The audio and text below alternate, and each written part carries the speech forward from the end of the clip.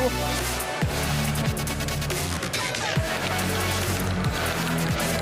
Yeah.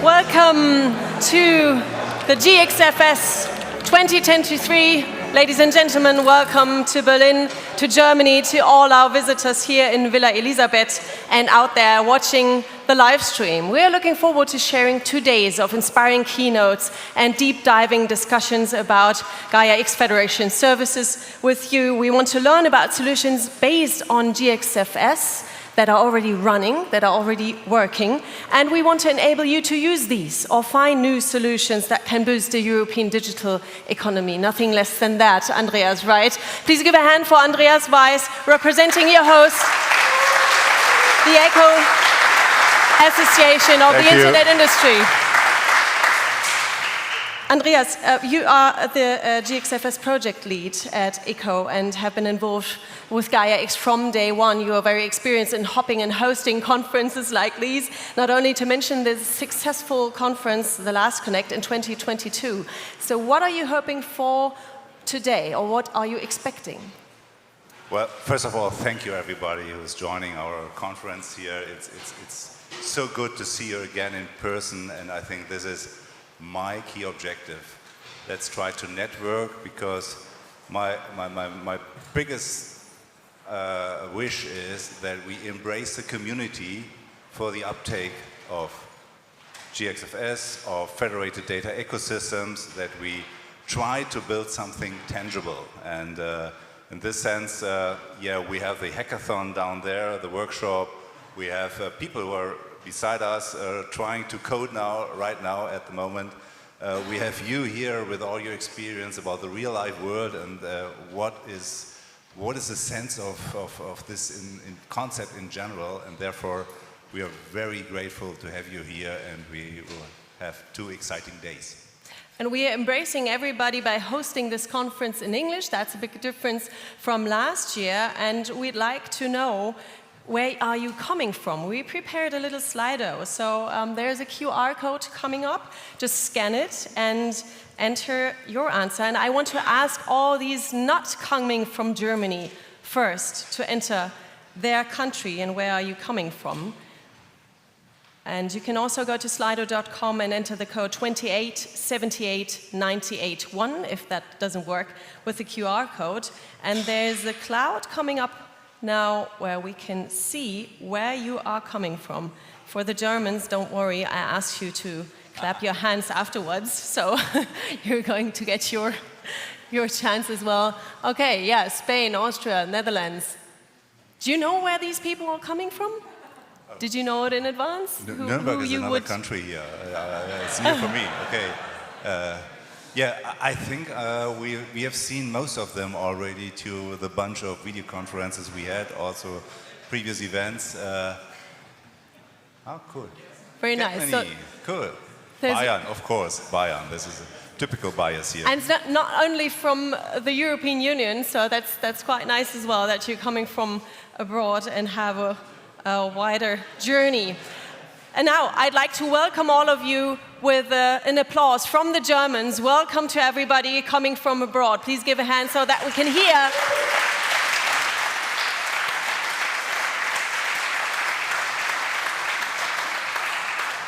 That's great. And your networking is one of the main conference goals, and that's why we have enough recreation time and a networking evening planned. I'll mention that later. But we also want to inform and entertain you with 9 panel discussions. We planned several keynotes and 4 project pitches of GXFS-based solutions this afternoon. And by the way, for the ones who are interested in diving deep into tech right now, you already mentioned that. There's a tech workshop, the tech workshop number 3, going on, taking place downstairs right next to the entrance until tomorrow 4 p.m. So if you want to join that, feel free to leave us, even if I'm sad if you leave us. Andreas, what exactly will be done in that tech workshop? Well, when we discussed these so-called federation services, we identified 4 key areas to be addressed. One is how to deal with identity and trust, how to deal with catalog services to promote service descriptions and to get hold of all these assets, and then how to deal with negotiation to use services, especially when it comes to data, and compliance questions. And we are focusing now on these first 2 pillars, identity, services, and catalog services. And therefore, we educate the workshop participants right now, and in a few days they will educate us how to do it. So this is how it works. And I think this is really, when we want to bring this idea into operation, we need these guys who are really coding the stuff, who are providing the functionality, and who are committed to move forward on this journey. And that should not only be a buzzword on this conference. Participation is one of the key words. We'll refer to that one, I think, during the 2 days. Last but not least, you may have seen the beautiful church St. Elizabeth right next to us, this building where we exhibit 11 info points featuring very interesting Gaia-X projects during the breaks and the networking evening. You're always welcomed to go there. Representatives will be happy to welcome you at their booth and tell you more about the projects and solutions that might be inspiring and helpful for you as well. So don't hesitate to go there, grab someone, or head over in small groups to make it more fun and networking. Don't worry, we'll be here all day. Andreas, one last question. What's your favorite slot on this program during the 2 days? Well, especially the first day. In the first place, all of them, for sure. But there's a special session I'm keen to listen carefully, which is about compliance and governance. Because beside all this technical stuff, we need appropriate framework conditions, and how to address it, how to bring this into operation is one of the key questions we have to discuss right now, and therefore next day we have such a session. I will for sure listen to it. You will, closely listen to it, because we wrap up the day afterwards, and then the networking evening will take place in Church Elizabeth as well. Thank you very much, and we start the show with a panel discussion and with you, so you're the first one who's going to take place here. And I'd like to welcome my second guest, Susanne Dehme. She's the member of the executive board for the topics legal and security at the German Tech Trade Association Bitkom, and board member at the Gaia-X ISBL. Welcome, Susanne. Roland Fadrani is the Chief Operating Officer of the Gaia-X ISBL. Welcome on stage. And Ernst Stöckel-Puckerl is here, Head of the Department for Digitization and Industry 4.0 within the Federal Ministry for Economics and Climate Change. Welcome, everybody. And I'd like to encourage the audience to ask questions via Slido. We already introduced you to that tool, so there's the Q&A session always open for you to ask questions. I have my tablet here and can look at your questions all the time. But let's start with a little status quo. Susanne, do you remember a story, an encounter with a specific person or a quote that describes the status quo of Gaia-X for you? And I'd like to join the others to get in then. Susanne first.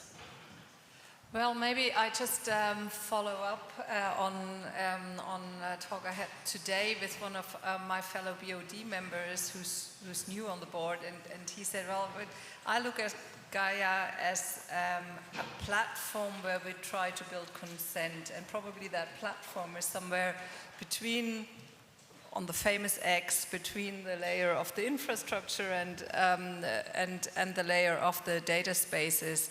And of course, platform for building consent means that there's a lot of hard work to do to build that consent on many questions that are crucial for all the other parallel projects that are ongoing.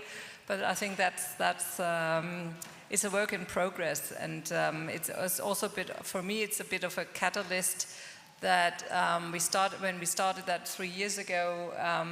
A lot of encounters have happened, a lot of conferences, days like these, where people have thought about how we can build this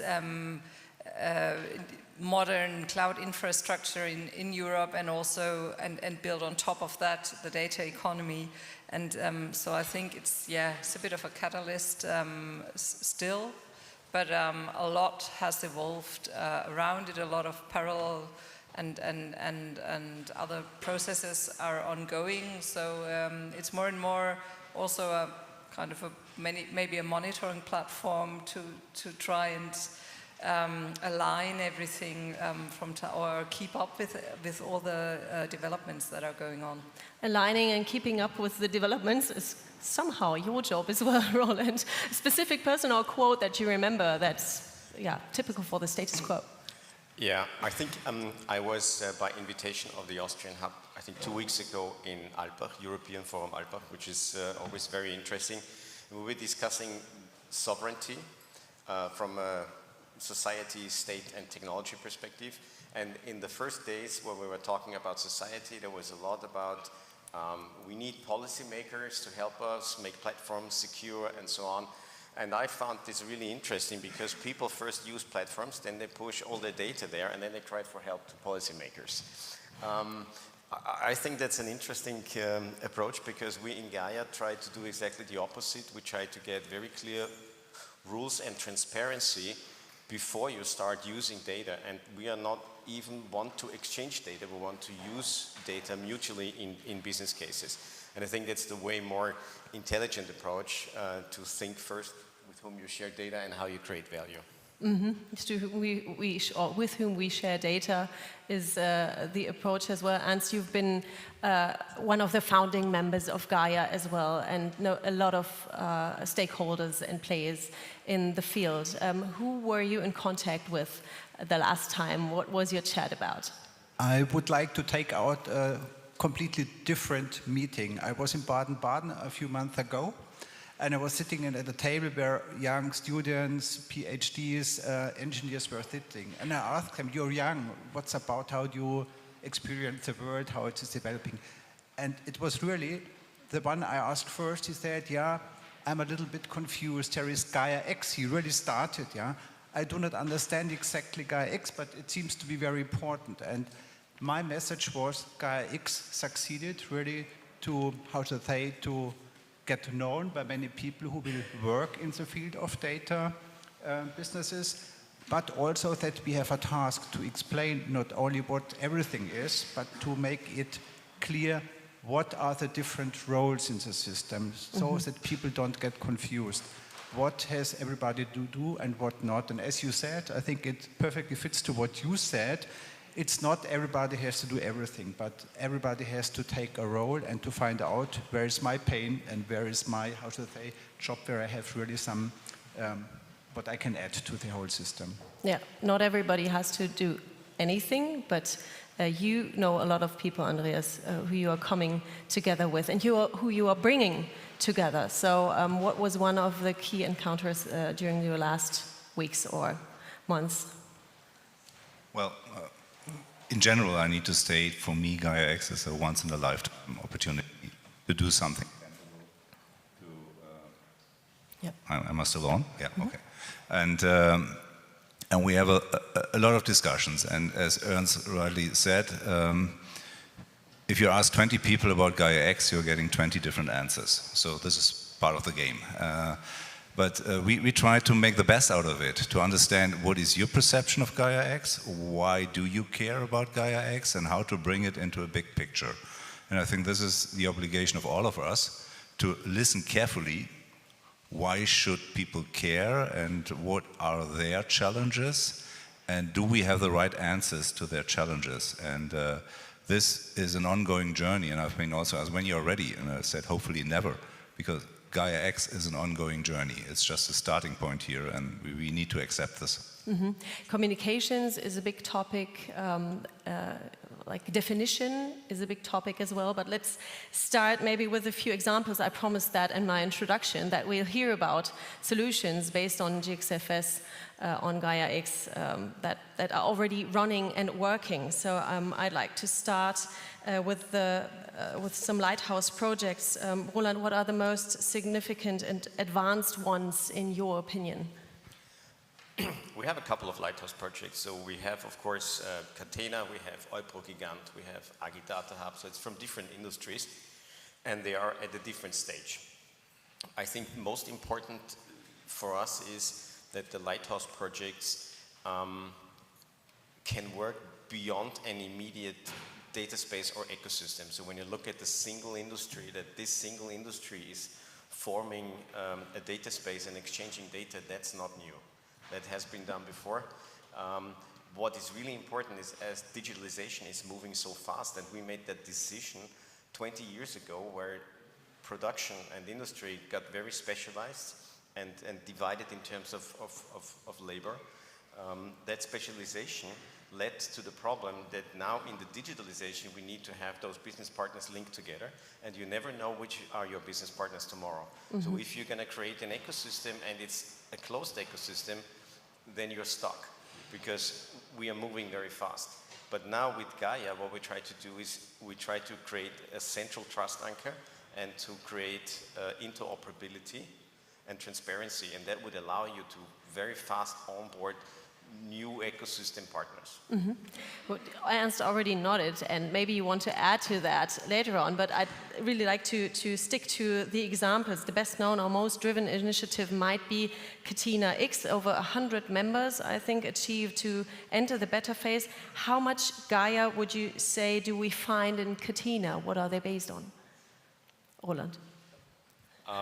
Well, Catena started more or less in parallel with a lot of things that we did. So they used the documents, because we have two types of releases. We have releases that are documentation on how you do things, like the architecture document, the policy and rules document. And they stick to that in the very beginning. By the end of last year, we introduced the concept of a digital clearinghouse, where the core compliance services run. And Catena was the first to adopt that digital clearinghouse. And they are using the clearinghouse now to obtain compliance, which reopens something that at the beginning was a little bit at risk to be a closed shop. Okay, let's refer to the clearinghouse later on. Susanne, I'd like to ask you, because I read about you caring about the health sector as well. I was lucky enough to host an international health conference in June here in Berlin, and we talked a lot about the European health data space and Health-X. How important is the health sector as a use case field for Gaia, and how is it evolving in your opinion? I think the health sector is a very interesting one to look at, because we face really challenging legal framework with very restrictive rules, especially in Germany, very fragmented rules. At the same time, there might not be many sectors where the immediate advantage of using data in a broader scale and exchanging data, it's hard to find another one where is such an obvious good purpose to do that. So where do we stand? There's a lot of work going on within Germany on a German health data space. There's also a European health data space project going on. I think it'll take some time to align both. Probably you will see some projects in parallel. You also have already some groundwork in the field of research, and then you've got the commercial field, the pharmaceutical companies, and it's not the easiest field to work your way through, but I think it's very well worth it. Is the energy sector a better field to work through? It certainly is, insofar as we don't deal with as much sensitive personal data as in the health sector, and so we also have a lot of regulation going on there. But there are two projects that I can name: the Omega-X project from Atos, EDF, and others that deals with certain use cases, and there's also a more German-based one. The energy sector is especially interesting for me because For one, we probably that's very helpful for sustainability reasons and environmental reasons, and on the other hand, it's also a very good example for the additional value we can create from linking different sectors together when you think of mobility and energy and like linking different energy sources with cars. To link different parties and stakeholders together, we need big parties and big stakeholders, right? And I think, Ernst, it's your fundamental belief that we need the industry to scale up, to really enable Gaia to boost the European digital economy. How far have we come with, for example, manufacturing X? A few words. We came very far. Just last week ended the first call, or the first call, to present some proposals, and it was amazing. We almost received proposals from all sectors. So I have the feeling that now the industry and many related companies, not only the pure industry, that they really have now the clear will to create this data ecosystem and across industries.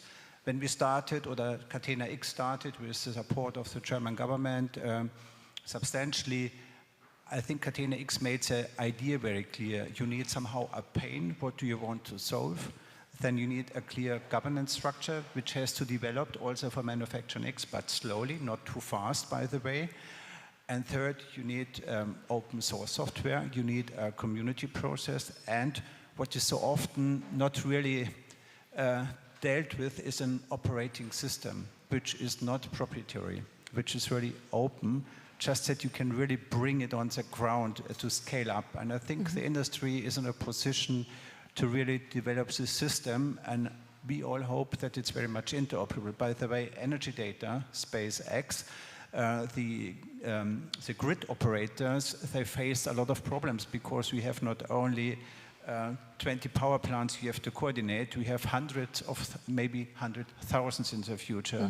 So you need data to coordinate it. And secondly, sure, who is one of the biggest consumer? It's sometimes the industry. So you have to get it connected, what you can solve. And there will very soon a project be started, which is supported by another unit in our ministry, and it's already completely connected to manufacturing. That's the idea, to get it into operational. That's a key, yeah? And it will never be from one day to the other perfectly and smoothly, but that's exactly the work we have to do, no? Yeah, and there are projects like UPro-Gigant, I think you already mentioned it, Roland. And what do they add to this? What do players like this or projects like this add to the system? What are they doing right? The difference to the past is that there's a cultural change, a mindset change, that you have to find out together what problem do you want to solve. That's really first and key. And we know it from Gaia-X, there are about 10 use cases. Everybody knows the product carbon footprint, which you only can collect or name it or count it if we have the data from all participants in a value chain. Yeah? You can't do it by Excel sheets, you can't do it by FOSS. There has to be something developed. And this is a problem which all companies face, irrespective of its, which kind of industry it is. Yeah? So you have to find a solution. So if you have a joint idea how this could be managed and use the Gaia-X principle, use all these things which have been mentioned, and an operating system, yeah, but somebody still has to organize the process, yeah? And there's a lot of standardization behind. I think there is now the understanding that it's the only way, otherwise it becomes extremely costly for SMEs in particular. Yeah? It has to be automized how you collect data. But for me important, it's not because of the product carbon footprint we should do the whole effort, we should do it for future competitiveness and new solutions and business models. Andreas, maybe you add to this, because I have the feeling that we have kind of an exponential rise up at the moment going on, and that Gaia is really taking on now.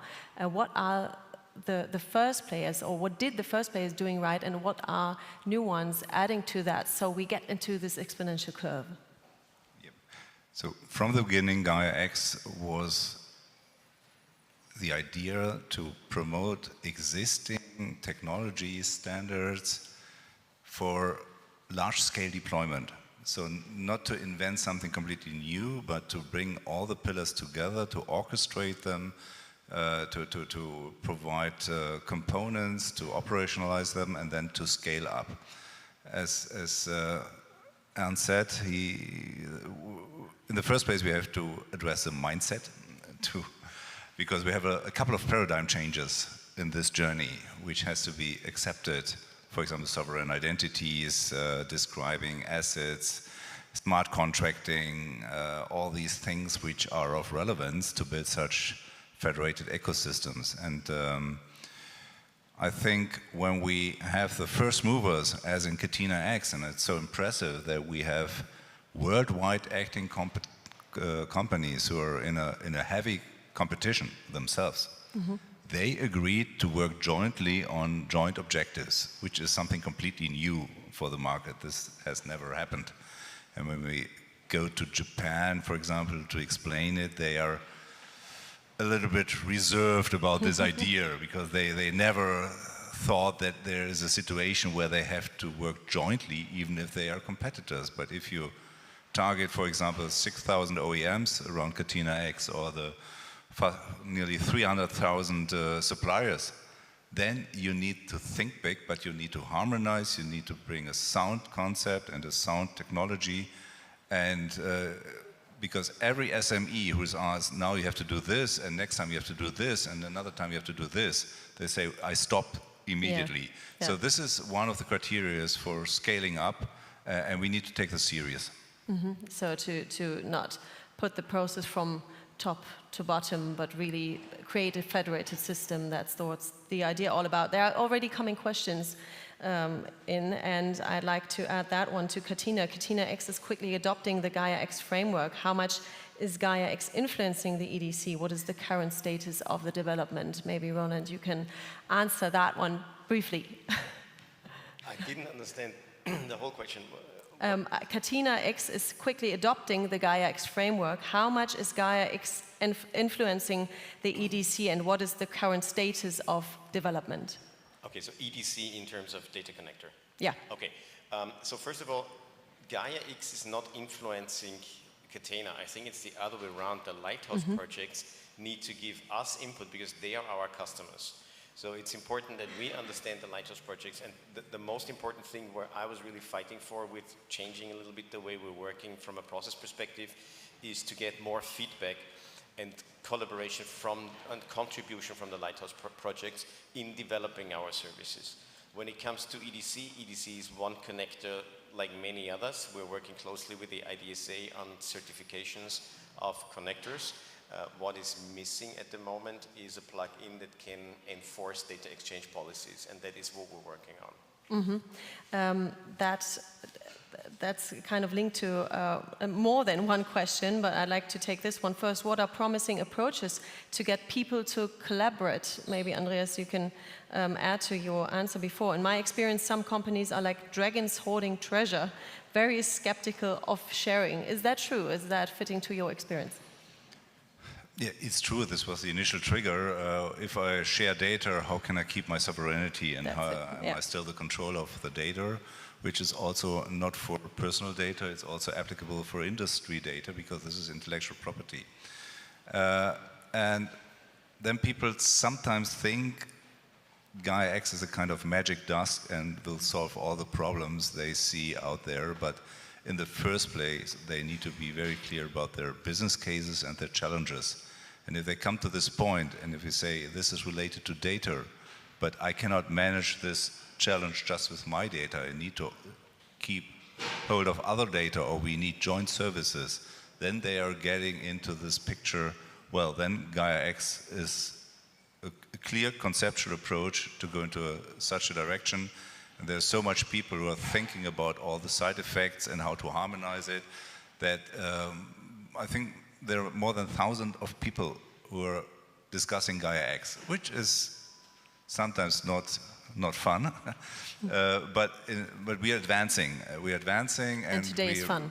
Today is fun for sure. of course. But I think this is where we need communicate in a better way the advantages, but also the obligations of each of the parties in the Gaia-X ecosystem. It's not, you cannot plug in Gaia-X and then things are running. So this is part of the reality. Yeah. You already mentioned in the intro that you're keen on the discussions about compliance, legal regulations, and there's a question, maybe Susanne, you can answer that one. Gaia-X is a concept like ISO. What, in your view, is the greatest challenge to make Gaia-X a standard? First of all, is it a concept like ISO? Is that right? Is that the idea? It's not quite like ISO. I'd say it's a stage beforehand.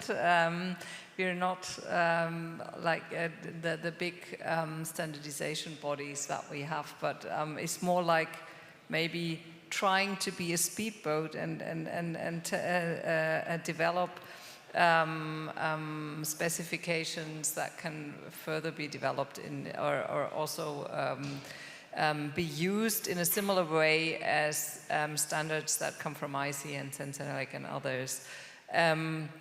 Yeah, so that would be my answer to it. And yeah, and what is contributing to standardization and compliance is the digital clearinghouses I mentioned before, and there's another question referring to that. What does it take to run a Gaia-X digital clearinghouse? Maybe to answer that one, we should first have a look at what you introduced the digital clearinghouses in Vienna this March, I think. So who do run that to? I think it's 2 digital clearinghouses. And what is the main goal? Okay, this is very simple. When you write specifications for, let's say, compliance, then you need to find a way to enforce compliance. Now you can have that document and send the document to everybody who runs a project. Once you have reached maybe 10 projects, then you run out of people auditing those 10 projects if they really run the code in a way that it enforces the compliance as it's foreseen. So what we did is we created code together with the open source community and the Federation Services projects that is actually technically enforcing what we mean with compliance. And this is way easier to control and scale because, as you said, there is a lot of boost and a lot of projects coming in and it's getting more and more. So the only way to have governance over the execution of compliance is if you have control over the code. So the governance for that piece of code and only for that piece of code is with the ISBL. And the second thing is we don't want to run it as Gaia-X because take the example of GitHub, got bought by Microsoft. So maybe you just at one point don't want to have that. So we are fully committed to a federated system and there can be as many clearinghouses as there want.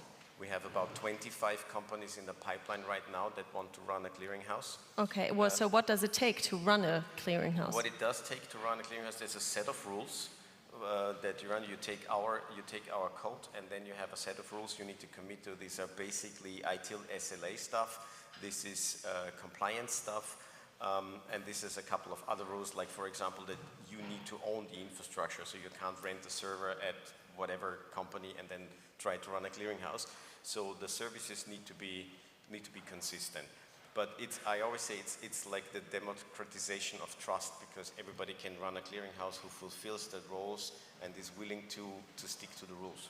I understand that. I asked you to put your mic a bit up. I understand that, but if I got that right, it's mandatory to use the services. Doesn't that contradict the idea of a federated service? No, because there are as many and that you want. So what it does is we have some code, and what's really mandatory is only 3 services. It's the compliance service, the notarization service, and the registry where all this information is stored. Everything else is optional, but it's optional only for the user. We want the clearinghouse providers to also deliver optional services like Catalog and Wizard, which, for example, are also developed by the GXFS DE team. Why? Because of small and medium enterprises. They have basically everything that's in the recipe to build a data space in a clearinghouse. Is it mandatory that they use all of it? No. But the compliance service and the registry service are mandatory, but you are free to choose your provider. So even within the federation, you can use 3 different clearinghouses. Okay. That's what you meant by democracy in the first place. Now, we heard a lot of very positive examples. I mentioned the lighthouse projects already, but what does that mean now for companies in Germany, in Europe, and worldwide? How do they get in contact with Gaia, with GXFS, with the Federation services, and how do you envision business opportunities for them, Andreas? We made the decision every component we are delivering here is free open source software, so anyone can get hold of it. And everything we are adding as white paper and explainer videos are CC BY, so it can be reused by anyone. So we want to disseminate it on the largest scale, whatever is possible. And we are totally committed that in the first place we need to incubate federations so that they are enabled to build up their own environment, but with all the requirements to keep them interoperable, so to avoid any establishment of another silo. In terms of this clearing center, I'm still a little bit concerned, and on behalf of our members, we cannot agree that all the cloud providers should promote their services and code under the supervision of the Gaia-X Association, because we are friends of self-determination. So whatever we do is in the first place, bring the conceptual approach and then consider how to federate them across a multitude of federations. And I think we still need some time, because in the first place we need to be clear about all the rules, the requirements and the commitments. And at a certain point we need to discuss who is liable for what. And unless these questions are not yet clearly expressed and defined, let's try to incubate federations, bring them the code. We have the toolbox. The toolbox says this is nothing fixed. It is an offering to switch from PowerPoint to operational services in the first place, and then go from there as a community. And this is again why I said this morning or during the beginning, community is for me the key success factor, because it must be driven by those who are going to adopt these services and who can influence them. Of course, it's certainly right that Gaia-X Association is setting the specifications to keep this level of interoperability and portability at all these areas. But on the other side, the federations must evolve themselves. Yeah, of course. So Andreas already mentioned some issues, the rules, the requirements, the commitments, and who is liable for what. What do you tell companies or stakeholders you talk to? How do you solve these issues? I think, Roland, you installed some smaller networks, some other processes, sprints, things like that. How can you contribute to solve these questions? All the members can always contribute, so we are always asking for contribution. The more people work with us, the better the results. I think the real key factor is now, as adoption is increasing, the real world problems are coming back into the working groups and to the sprints, because it is really operational, sometimes very practical questions that come down, and that increases the quality of the working products. So what I tried from a process point of view in my role is to come from review cycles into a collaborative approach on developing things. That's why the sprints. So rather than having people defining rules, then sharing this information with some technical people and then sharing the same information with the market, then we have endless feedback loops. So we try to create requirements together, prioritize them, and work on the solution together. But there still are legal regulations that are issues. We have acts like the Data Act, the AI Act, that are interfering with the concepts. We have the label discussion going on. What are the answers or ideas for these so far, Susanne? How do you face them? Well, of course, we are always operating in an environment where we have legal framework, and that's also developing. That's not the same all the time. So we had the Data Governance Act and the Data Act, and they developed in parallel to our work on Gaia-X and the rules we laid down there. So what we have to do is, for example, for the cloud providers to see whether our rules on interoperability and cloud switching, for example, how do they work with the new framework we have under the Data Act. And it might happen that we have to adapt some of the criteria that we have laid down, and we also have to assess on what impact will that have on the market. And same goes for the Data Governance Act with its rules for data intermediaries, because many of the data space operators or consortia might fall under those rules, and we'll have to deal with that.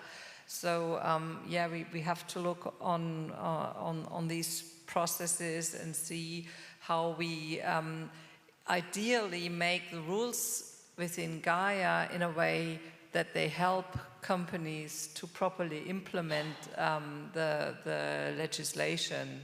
And you're constantly working on that and welcoming everybody who has issues, reporting that and bringing them to the board, right? That's what the idea is all about. I see that people like to go a bit more into technical details, so let's quickly do that as well. One question is, do you plan to use the Eclipse Foundation's ability to submit paths for building a future open standard? Is that a question, Andreas, you could answer? Eclipse is not a standard-setting body. It's providing governance for open source projects. I think, and they have all the tools and means to enable the community to move forward with their key projects and activities. And we have already EDC on Eclipse. We have GXFS, now named XFSC, so cross-federation services components, and we have Tractos out of Catena-X, and hopefully a lot of more. And I think this is now the space where things must be getting aligned, or should be aligned, and should be advanced. So we have still a lot of topics to do, but before we start new challenges, let's take care about the basics as initially described. Okay. Might not be a basic neither, but how is Gaia-X connected to the European framework SIMPLE, which aims an interconnection of sector-specific common European data spaces? Well, if you look at the tender, at least in Chapter 8, there were a lot of references to the federation services. So there's a connection, but we have to wait for further announcements and strategies, how to bring SIMPLE into operation. Hopefully there will be a good synergy between all these initiatives, and that they don't reinvent the wheel again, because this will then working completely against the idea of harmonization we would like to achieve. How do you enforce interoperability between federations using different frameworks, and that might where you also might come in? Well, in the first place, refer to standards, and we have a lot of standards. We have these conceptual approach, how to describe services, how to describe rules for negotiation of usage policies, how to deal with identities in a sovereign way, how to use it to build up data spaces, how to address compliance questions, how to monitor the fulfillment of guarantees and agreements, and how to build an ecosystem for trust services where, for example, we can have a digital information which can be verified that this is a sound statement like my data center is ISO 27001 certified. Today you have to ask the issuing party, or you have to look at these nice statements. In the future we need to do it in the digital space immediately, and for thousands of claims which are related to digital services. And this will be a huge advantage for the future, and will reduce the burden for compliance assessment and all these questions which need to be managed today by huge parties or by huge groups within the companies. Okay, let's zoom out again a little bit and I'd like to come to another question. Susanne, you told me before that you had a situation with State Secretary Franziska Brandner of the Federal Ministry, who asked the community, what do you need? What can we do for you? And you realized that it's really hard for a lot of people to explain that. Why is that? Well, for one thing, I think it's that the politics can only help so much. At the end of the day, it's the market, it's the different stakeholders in the market who have to think about what will be their future business models, what do they need to create them, how and what are they prepared. For what common rules are they prepared to agree upon? And so I think politics was very helpful in the beginning to get things going and started and give money for some of the projects to start with. But for me then the biggest task for politics is to set the legal framework right? So you have to invest into the right laws and have a look at that. And if you feel, okay, this hinders the development of the markets without reason, then we might have to adapt that. But then again, yeah, even to explain to people outside the different projects that we have, what we are actually doing there is sometimes a challenge, because it's such a, we do that, we are trying to create something new, so it's sometimes hard to you can only describe the vision, you cannot say it's like this and that, because it doesn't exist yet.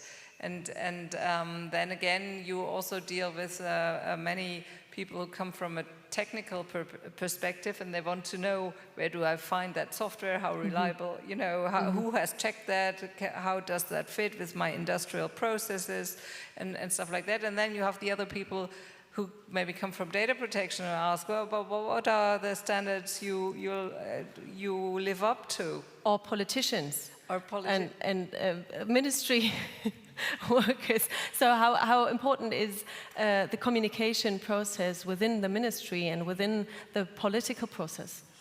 The communication, I would like a little bit refer to the last question. So there are different roles which government has or ministry. First, legal framework condition is very clear. That's one of the key tasks. It's not for, I don't have to do it, but I think it's more than relevant to understand what's coming up, and it's really challenging, I would say. Everybody knows it, but we need it.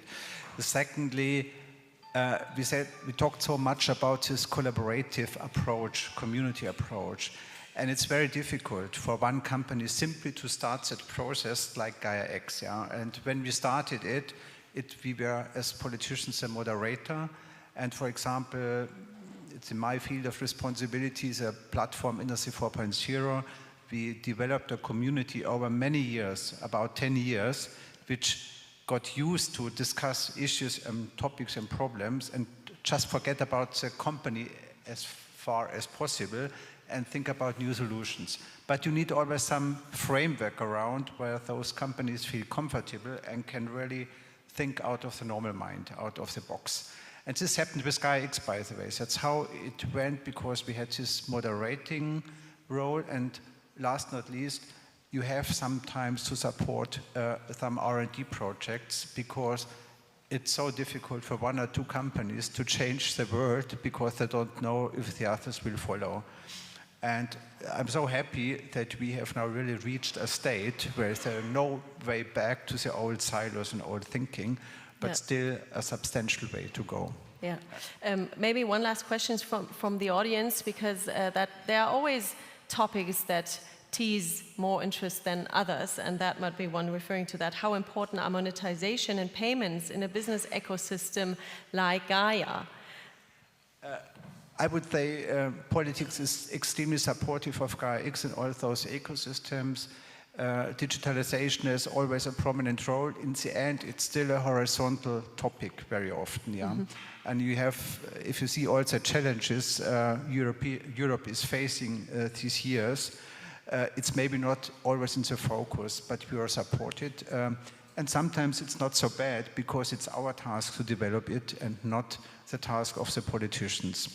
Yeah, that's right. Always the community. I'd like to close this panel discussion with a little quick fire about communications as well.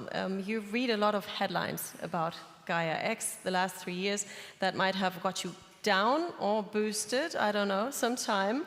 Let's turn it around. What headline would you like to read about Gaia in the near future, and what would be realistic or a realistic estimation of date for that headline? Andreas, maybe you'd like to start. So my favorite headline would be, Europe is back on track in the digital space, and we are part of the digital value chain. And this might take 3 to 5 years from now on. That's ambitious, but very, very nice goal, Susanne. Yeah, maybe if we could read the first 500 companies with Gaia-X labeled or part of the Gaia-X network, like in operation. All right. So let's go from the big topic to the small one.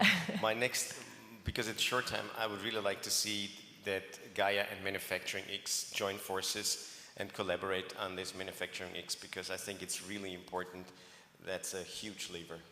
Yeah, that's already is. Okay, just thought my headline could be that maybe in 3, 4, 5 years, maybe more, 4 years, let's say, European companies are able to create and run innovative data-driven ecosystems based on Gaia-X. It will be not too loud and too noisy, because when it works, it will work, and there are many paths to success, not only Gaia-X. Don't set the line up too high, but we're really exciting to read these headlines. Thank you very much to this very exciting first panel.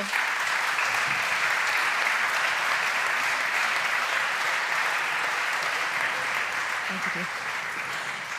And thank you to the audience for listening. I now hand over the microphone to my colleague Emma Wehrwein. Emma leads the GXFS Project Management Office in Germany at the Eco Association of the Internet Industry, and has coordinated the development of the GXFS toolbox over the past years. Welcome on stage, Emma.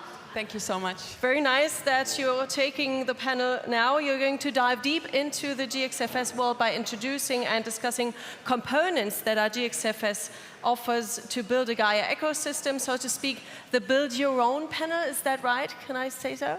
Yeah, I think it's the strategy for the next 30 minutes is more or less that in the opening panel we have heard a little bit about the overall vision of Gaia-X and how to actually set up, or what the idea is of Gaia-X. What I would like to discuss with my panelists in the next 30 minutes is more or less what has happened with regards to GXFS. What can you use already? What were the developments for the last 1 year? Because we have had our GXFS Connect last year, and now I think it's a good opportunity to have an update for you. Okay, all right. I monitor the Slido questions. You're welcome to ask questions as well. You just have 30 minutes, so I'm off. It's your stage, Emma. Thank you so much. All right, I would like to introduce my panelists. Ladies first, I would like to ask on stage Lauresha Mimiti. She is our technical project lead for GXFS.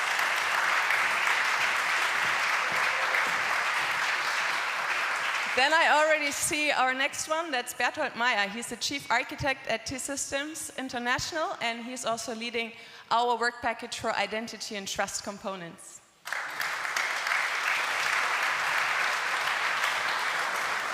Then up next we have Dr. Christoph Lange-Bever. He's leading the department for data science and AI at Fraunhofer FIT, and is also our head for the work package federated catalog, sorry. And already sitting in first line is Thomas Niesen. He is the managing director of the competence network Trusted Cloud, and is leading our work package for compliance.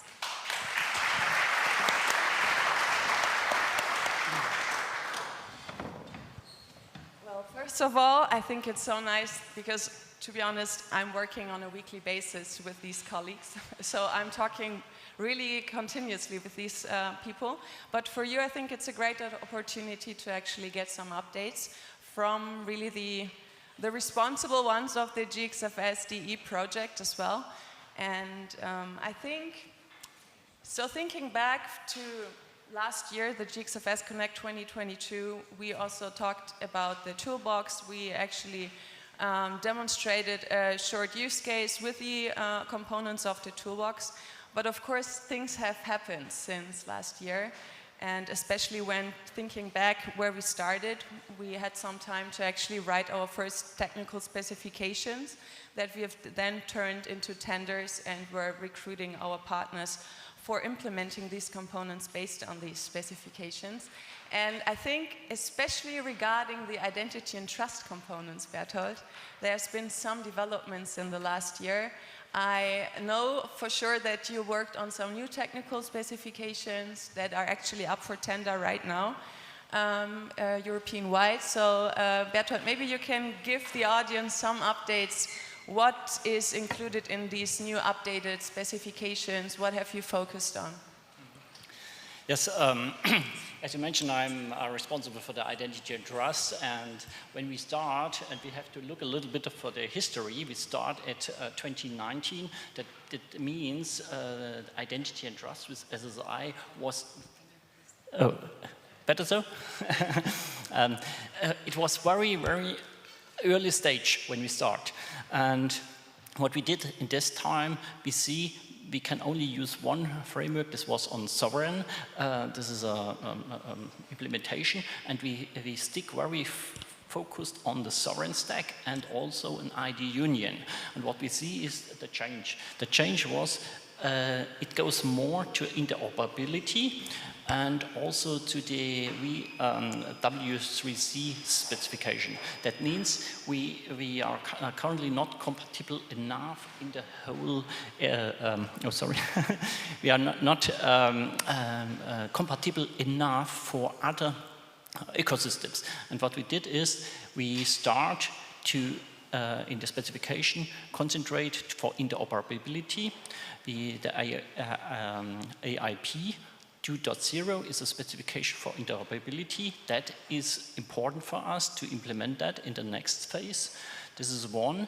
The second is we also want to stick to the W3C specification. There's a specification coming up after when we start with a new specification, and we want to be 100% compliant to that. This is the second. This we name it VStack.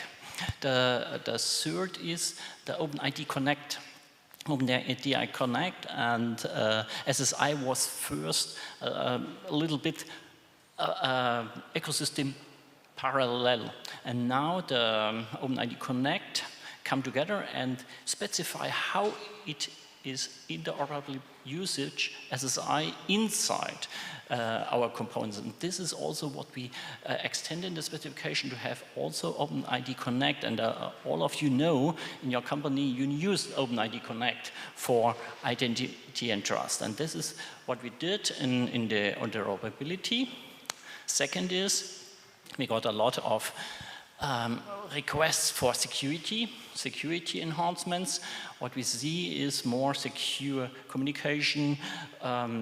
Here's a lot of enhancements included. The third, what we see is that when you use our ecosystem, it's very hard for you to install that and have a first running system. So integration is also what we concentrate and make a first example how you can deploy that. You are free to implement your own integrations. What we did is we implement also a unified framework for deploying our components to interact with each other. And the third, or the last but not the least, but not least, is the trust. What we had in the past is only trust. We trust in technology. We trust in certificates. We don't know how to trust in other companies. And what we enhance is the trust framework. And this is also a separate tender. We speak later about that. And this was also enhance the trust inside our components. And this was the main topics what we extend in the new specification. Yeah, I think you already mentioned trust, of course, is also most of the time one topic in panels or presentations regarding Gaia-X.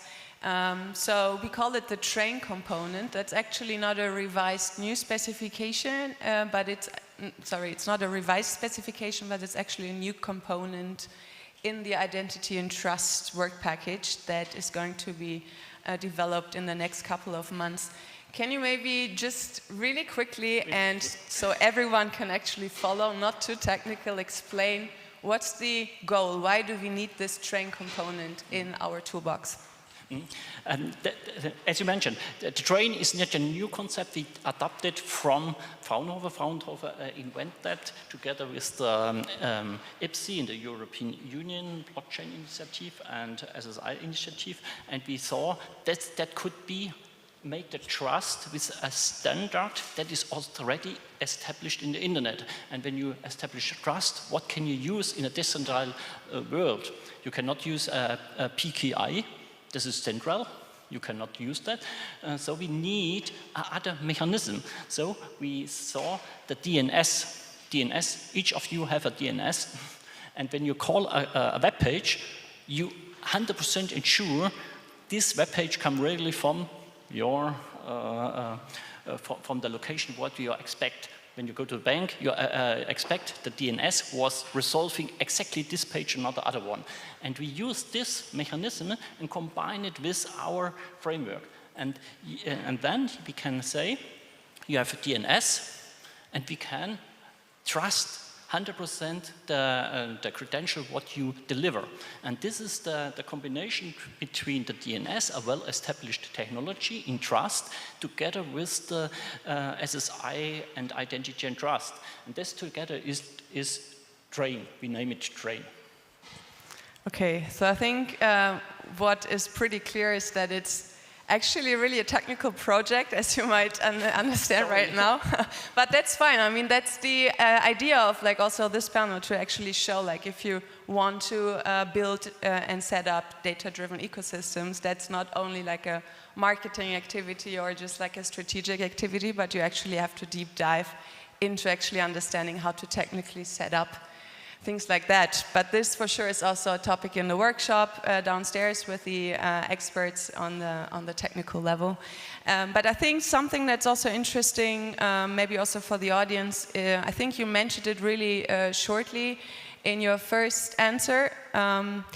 So one idea was also, of course, there are also activities within Gaia-X and the Gaia-X community going on, of course, also when we also started our first implementation. So the idea with the second specification phase was, of course, also to align closer to the activities within the Gaia-X community. Can you maybe share some insights there as well? Yeah, what we did is we want to build a community, and the first step was to bring our components to the Eclipse ecosystem.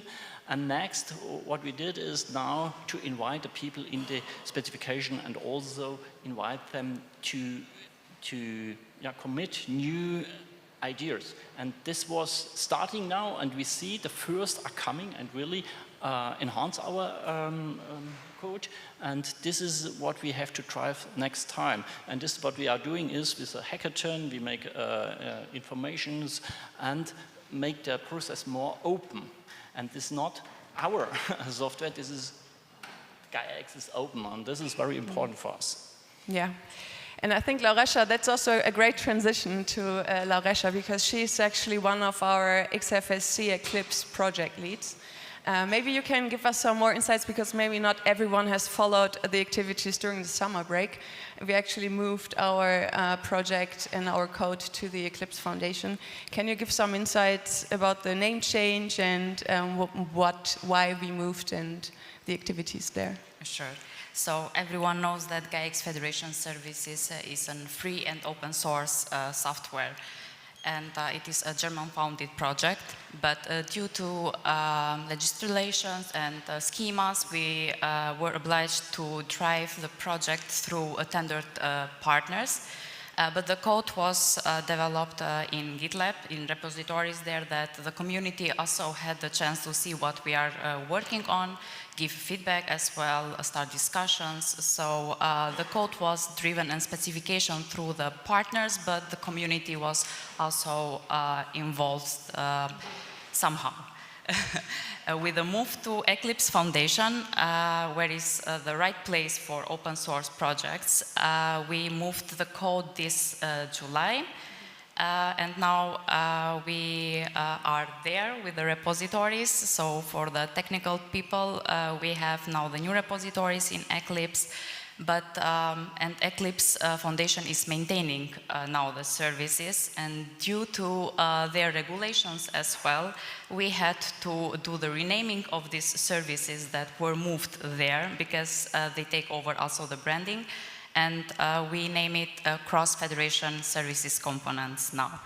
Basically, it's the same, and the Gaia-X Federation Services name will also remain in use for further project purposes.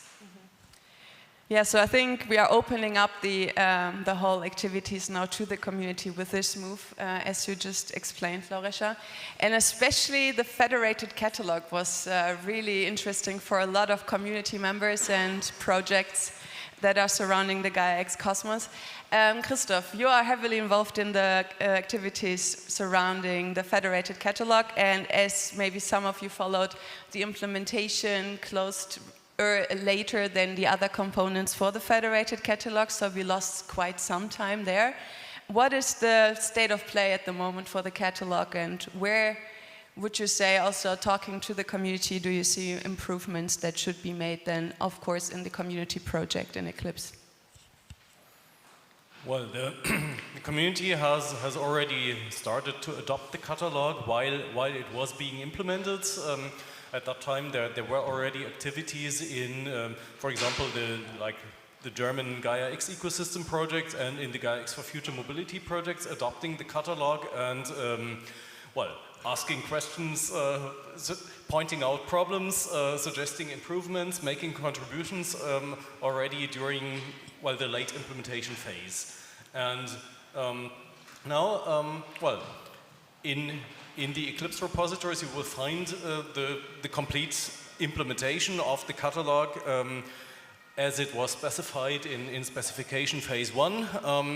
What is the main point, the main next step forward is a closer integration of the catalog with the other federation services, and that's why the catalog is also an essential part of the specification phase 2, where catalog and organizational credential manager, notarization service, and other services are orchestrated behind a new user interface of a portal. Thank you.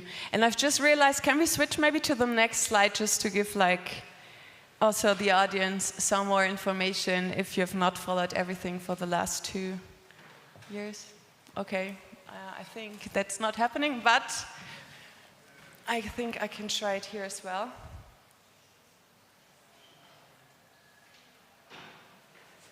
Perfect. And I already saw, Alexa, you already have questions coming in, so I'd like to add that, and maybe it's a question for Thomas or all of you. Are there Gaia-X components already ready to use? By that I mean tested, validated, maintained, or are the components still in a conceptual phase? That's a very general question. I would answer with yes. So, but what kind of components maybe? Yeah. That? To be honest, a lot of components from the first phase are already available in GitLab for testing, for modification. You can take the code, modify the code, use it for your own purposes. But, for example, some, as Bertolt mentioned, train are currently just in the conceptual phase. This has started, but this should not impede anybody from taking a look at GitLab, see what's there, identify your problem, see if your solution is there, and if you have a better idea how to do it, all the better. So you can contribute to the further development of But I think maybe Lauretta can also add to this, because she's heavily involved in these activities. Yes. So the services, we developed the code for these services. But in our project we are doing, I will talk later with Emma about the integration project. So all these services, we had the specification first. Based on this specification, we developed the code, and the code is tested, and also we had a QA team that installed and tested all the functionalities of these services. So you just have to run this, and as Thomas mentioned, adopt it based on your needs, and also develop them further. Sometimes it can be a ready-to-use solution for one of the users or stakeholders, and sometimes it's not. So you could not really answer that to the final layer, right? I have two more questions. What have you chosen only? Why have you chosen only OpenID Connect and not SAML, or provided the freedom to use both? Maybe Bertolt, yeah. The question was why we only use OpenID Connect and not SAML. SAML is a specification that is not really used in the past, only for back-end communication. It's very hard to maintain. And what you have is this specification is the first, is not compatible to OpenID Connect. You know that, and most of the people are using OpenID Connect. SAML was never used or only in some special project for the end user. It was only used backend, as I mentioned. And the third is it's too complex. It's very complex, and they don't understand that. And this is why we don't use SAML. And the last is we have a decentralized identity management. And decentralization means other technology. And SSI is not based on that. So it was more, SSI is a decentralized identity management and is not supported there. This is the reason why we don't use SAML.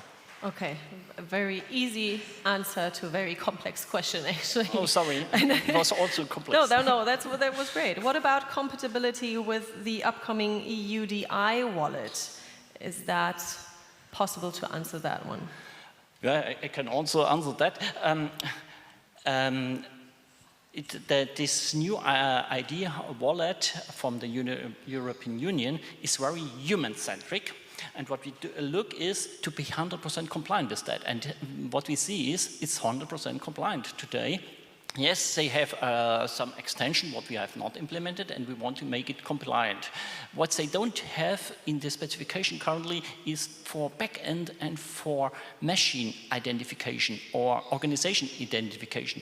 This wallet is only for end users, so the specification is not deep enough to use for all use cases what we have in Gaia-X. So yes, for the personal credential manager, it could be an option. All right, then I'd like to zoom out a little bit again and leave the panel to you for the last few minutes. But one last question, because we had that on the panel before already, I'd like to take that one now. Are there any plans to collaborate with or use already successful open source projects? I mean, that's a question that answers itself, right? That's the idea. Yeah, if you... Well, we are... the implementation of the cross-federation services components itself is building on a lot of open source projects, and so it's natural that we've identified, for example, even limitations to the capabilities of open source projects. For example, to point out one thing, like from deeply inside the catalog, like we've run into and identified limitations of the Neo4j graph database, and then looked for how to fix that, and depending on the situation, also contributions are being made back into open source projects. Yes. Thank you very much. Thank you. So if you still have questions open, you can still write them in Slido, and then Alexa will give me a notice if there are questions still open. I think you already mentioned the integration part. I've not forgotten that. I will come back to you later, but first, Thomas, I would like to address you as well. You're leading the compliance work package, and there we also had a component that was also a topic in our last workshops as well. It's we call it onboarding and accreditation workflow. But in my opinion, I even think we need an even broader naming for this workflow. Maybe it's actually more a workflow engine itself, but maybe you can give some updates. What is the workflow engine? How can you use it? And what progress have you made? Yeah, I'm always representing the least glamorous part of the Gaia-X Federation services, this onboarding and accreditation workflow. This is really boring back office stuff, conformity, dusty mothballs are arising before your eyes. So I have a hard time to excite you about that. But what value are we trying to bring with this workflow? Ernst already mentioned that one of the big challenges of what we are doing with Gaia-X is to industrially upscale this, so to allow for large federations to be operative. And one of the really boring tasks for those federations is really to onboard participants. You want trustworthy participants in your federation. Services. You want that the services that you're offering in your federation are adhering to certain standards, be it security, be it interoperability, be it transferability, whatever. So this is the problem that each federation has to solve. And there you are trying to achieve the, I don't know the English word, Quadratur des Kreises. So you're trying to marry two very opposite things. One thing is conformity, which is very strict, which is very normative. If you read security conformity assessment standards, you are reminded of the 10 commandments. Thou shall and whatever. So this is very strict. On the other hand, we have a variety of federations. We heard about energy, we heard about health, we heard about manufacturing X, and each of those federations has its specificities, has maybe own legal requirements, especially the health, but also the energy, critical sectors. So on the one hand, you want an onboarding process which is very strict, very normative. On the other hand, it has to be adaptable to a variety of environments. So this is not one size fits all. And this, to cut a long story short, this is what we have achieved during the time we had the last GXFS Connect. So we have developed on basis of an existing open source workflow engine, this accreditation workflow, which allows for each federation to adapt those things to their actual requirements without any coding. So this is really a no-code platform, which by the same token is able to generate front ends. Because this is also one thing which is very important to upscale, to have a front end which allows even the SME to onboard into this federation without first going to a special university 2 years to learn about conformity assessment. So this is really a giant step forward compared to what we presented during our last conference. This workflow engine has been presented on several occasions in Gaia-X events, but will also be part, sales pitch, here in the hackathon, here in the technical workshop. So I invite you all to take a look at that, and I'm very curious about your critical feedback. Did we achieve the mission? Did we bring value to you federations, or is there still something to do? Thank you. I already see Alexa has a question, but before we give the question to you, maybe because I think it's also something that's really interesting regarding the workflow engine. You also worked, I think it was the last couple of months, on a use case also connecting to the activities within Gaia-X and the labeling topics. Can you share the use case with us? Yeah, this served for us as a proof of concept. As I said, we have a multitude of federations, but you cannot just work in theory. You have to take a practical example, a pièce de résistance, where you really show that it's workable. And swallow your own poison. What is better than taking the Gaia-X label level 1 requirements and see if you can create a process without coding to have the label level 1 workflow. And we have, of course, achieved this, otherwise I wouldn't be talking about that.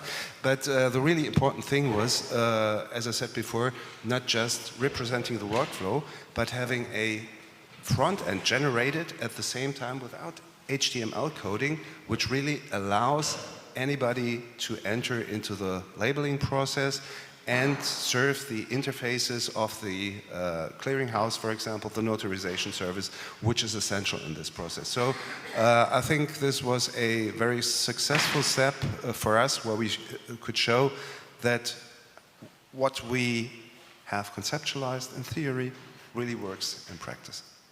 Thank you, Thomas.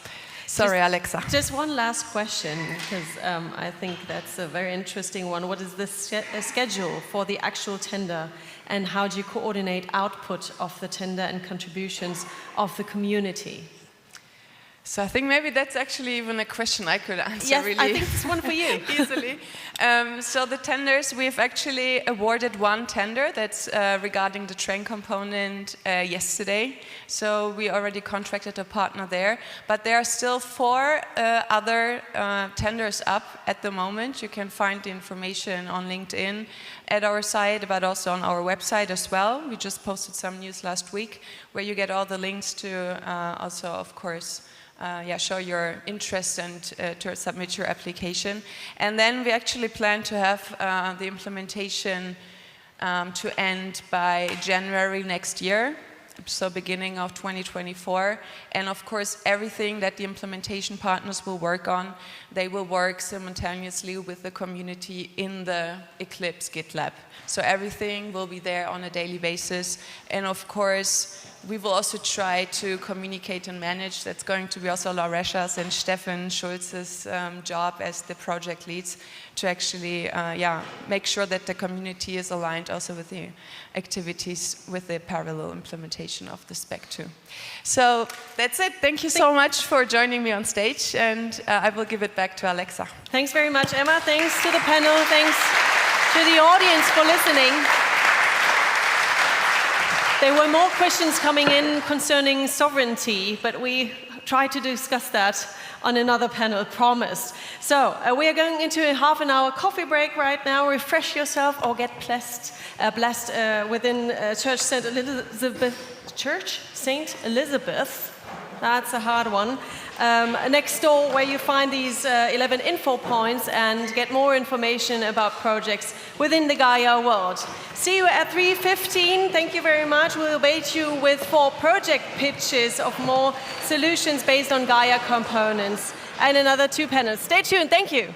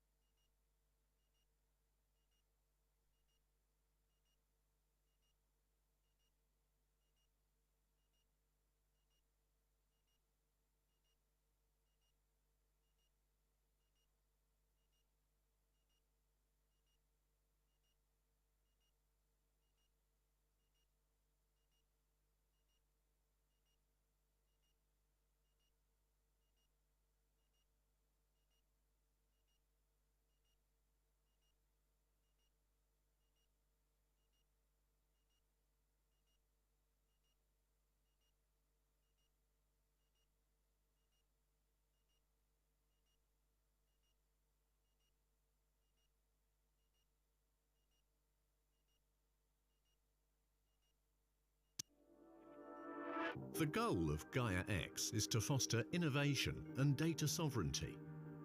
This will be achieved by a digital ecosystem where data is made available, collated and exchanged in a trustworthy and secured environment. Gaia-X develops the software components to set up a federated system that connects the participants with the help of the Gaia-X Federation services. The Gaia-X Federation services, GXFS, are the toolbox, the minimum technical set of services to set up a cloud-based data infrastructure designed for Gaia-X federations to become operational. GXFS provides the means to build trust and interoperability. It ensures data sovereignty and compliance within each of its federations. But what exactly is a federation? A federation is a group of participants that work together and collaborate as equals. The federations are self-determined ecosystems where individual participants come together to offer services that add new value to the market. The federation is not owned by anyone. Its members cooperate on the basis of joint rules to create value for all. Participants can come from the same or different industries.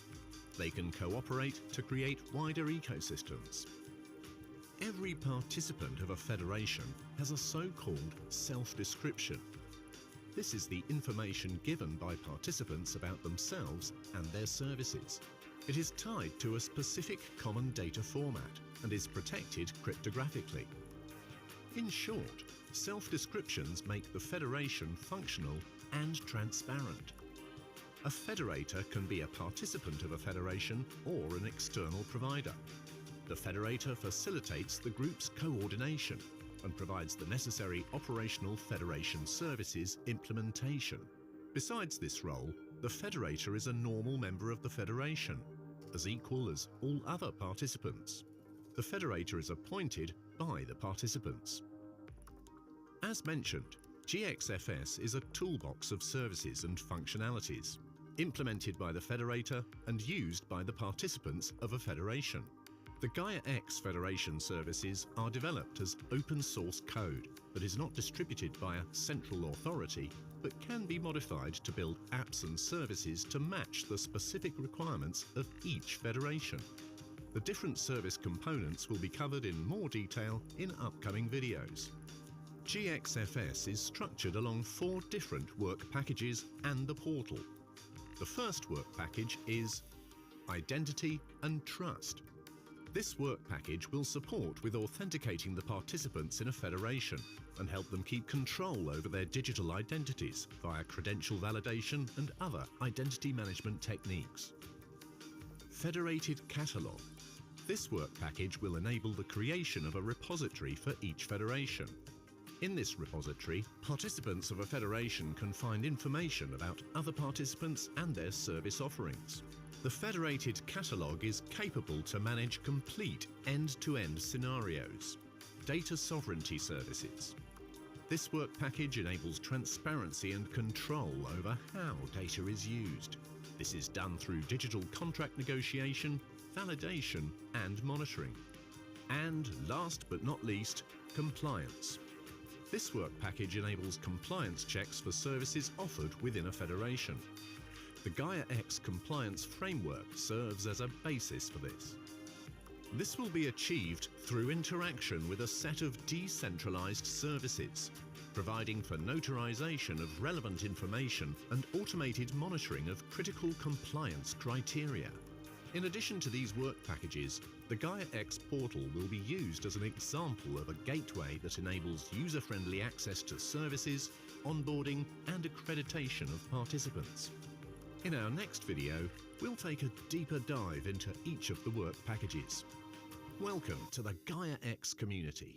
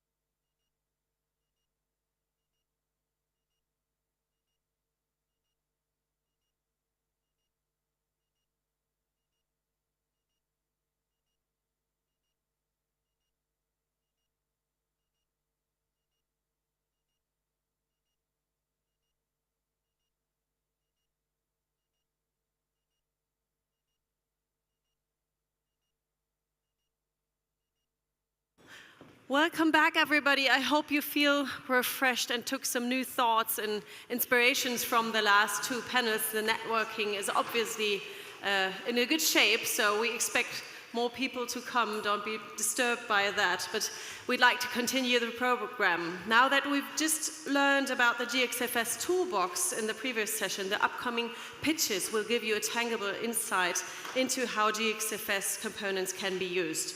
We have 4 excellent speakers sitting in front of me here today to pitch their technological solution in about 10 minutes each, more or less. And as we ask the speakers to be precise in timekeeping, I do so myself. So I announce our very first guest. He's another day 1 member of Gaia, Ionos, and it seems to me that Gaia and Ionos are pushing each other, and that's why I'm really curious to hear from Ariane Fürusbach about the importance of cross-company and initiative collaboration. That's what we've talked about during the panels as well, to master the open source components and leave competition completely out of the way at this phase. So welcome, Ariane, on stage. Nice to have you here.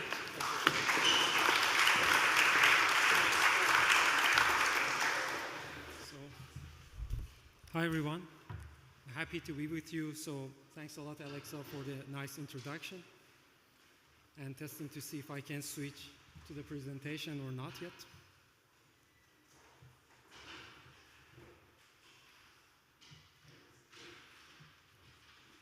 All right, thanks a lot. So pleasure to be with you today. My name is Ariane and I'm a data space solution architect working for Ionos. And today I'm going to talk about the technical convergence and the importance of unity when it comes to different technologies that we're dealing with. So it's a real honor to stand before some of the brightest people that I know and that I got to meet during the past year that I've been working in the field. And we are all here today for a singular purpose, to connect people, connect ideas, technologies, companies, and more importantly, different communities.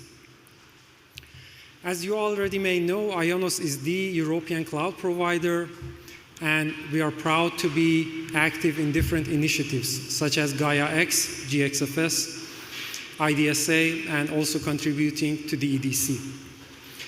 And we're doing that to empower people to have more control over their data. The EU is leading the way in data sovereignty and data protection, and we should all be proud of that.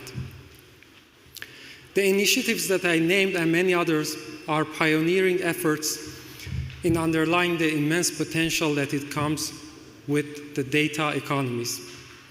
But of course, we also face some challenges.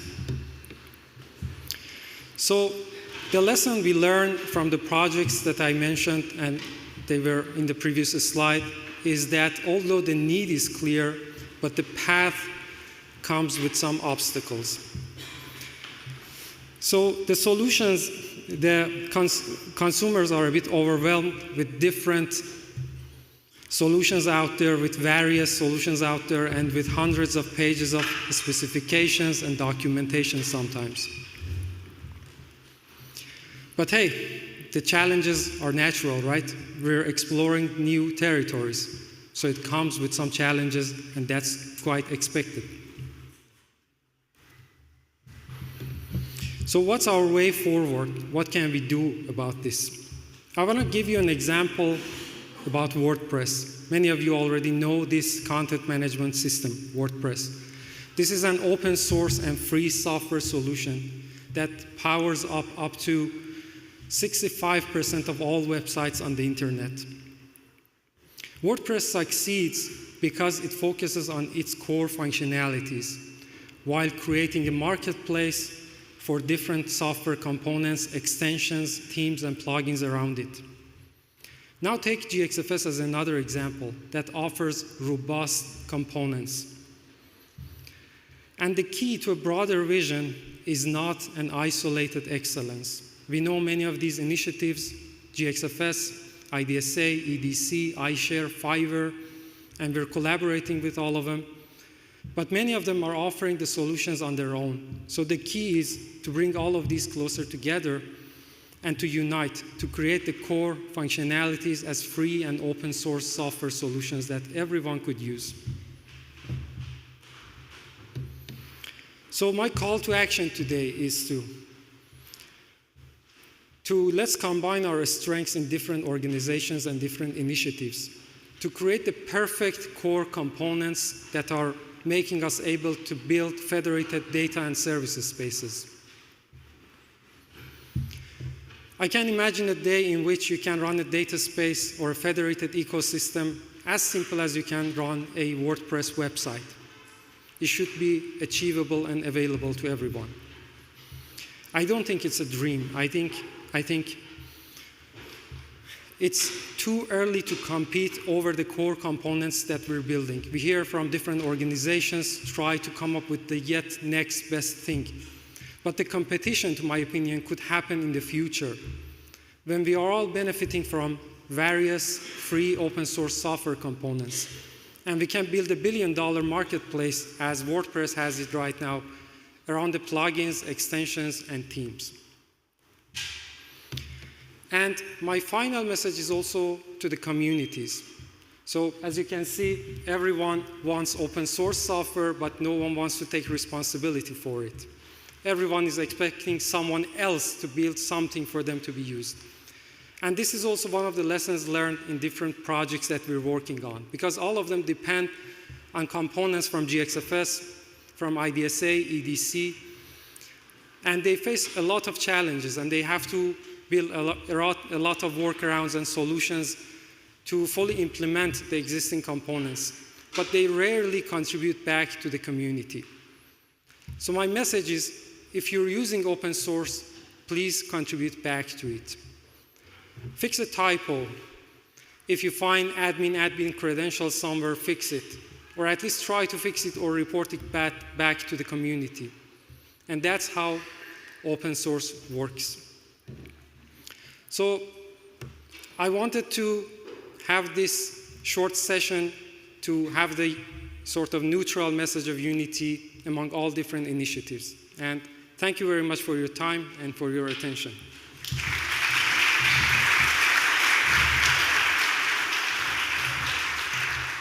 So much, Ariane. I can hand you, Mike, just because, just in the name of justice, I'd like to ask just one question, because you said they are always crying for someone else. But the thing is, we all think that we cannot do it.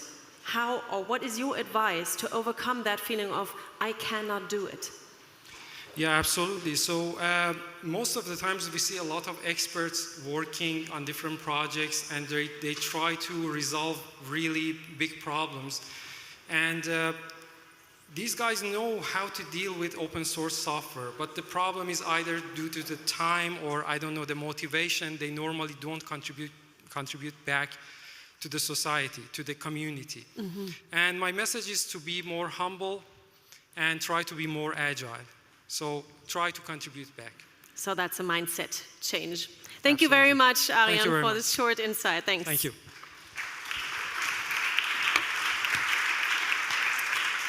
Now that we've learned about community building, I'd like to hear from a member of the community how they implement GXFS. And my next guest represents MSG, the consortium leader of the project Gaia-X for PLC AAD. That's a lot of letters, I know, but the last A and D stand for automated driving, so it belongs to the Future Mobility Project family of Gaia.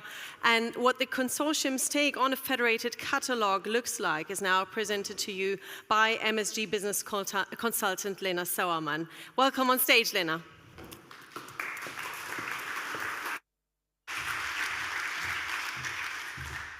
Yeah, thanks everyone. How does this work? It's coming.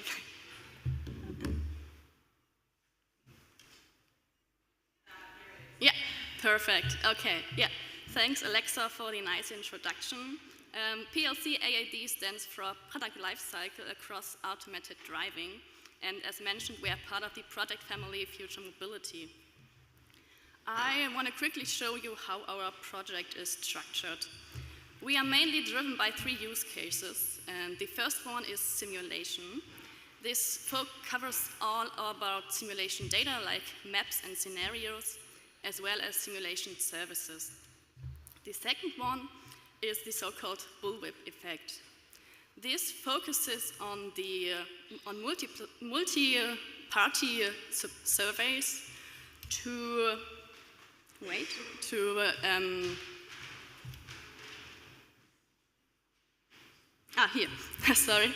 to solve demand variations among supply chains. And the third one is so-called predictive maintenance. This focusing on the product lifecycle of automated lane keeping sensors with digital twins.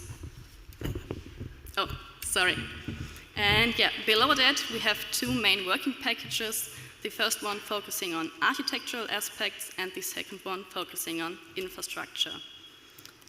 Now I want to show you how our architecture, or how we imagine the architecture in our data ecosystem. So you see we have three main roles. The first one is of course the participant, the second one is the federator, and the third one is the credential issuer. Inside of the infrastructure of our participant, we have an Eclipse data space component, a connector running with the corresponding data dashboard, and if it's a provider, he may also want to provide assets in the data ecosystem. Then for the SSI support, we use a credential issuing app. This is currently an own developed one and not the GXFS one. We are currently trying to figure out if we can switch this. And of course, the participant has a wallet to store his credentials. Then what is special in our data ecosystem is that we use a public blockchain, the Thesis blockchain, and also an IPFS, so a decentralized file system to store our self-descriptions in it. For that, we developed an EDC extension and an interface so that the participants' EDC can connect and communicate with the blockchain.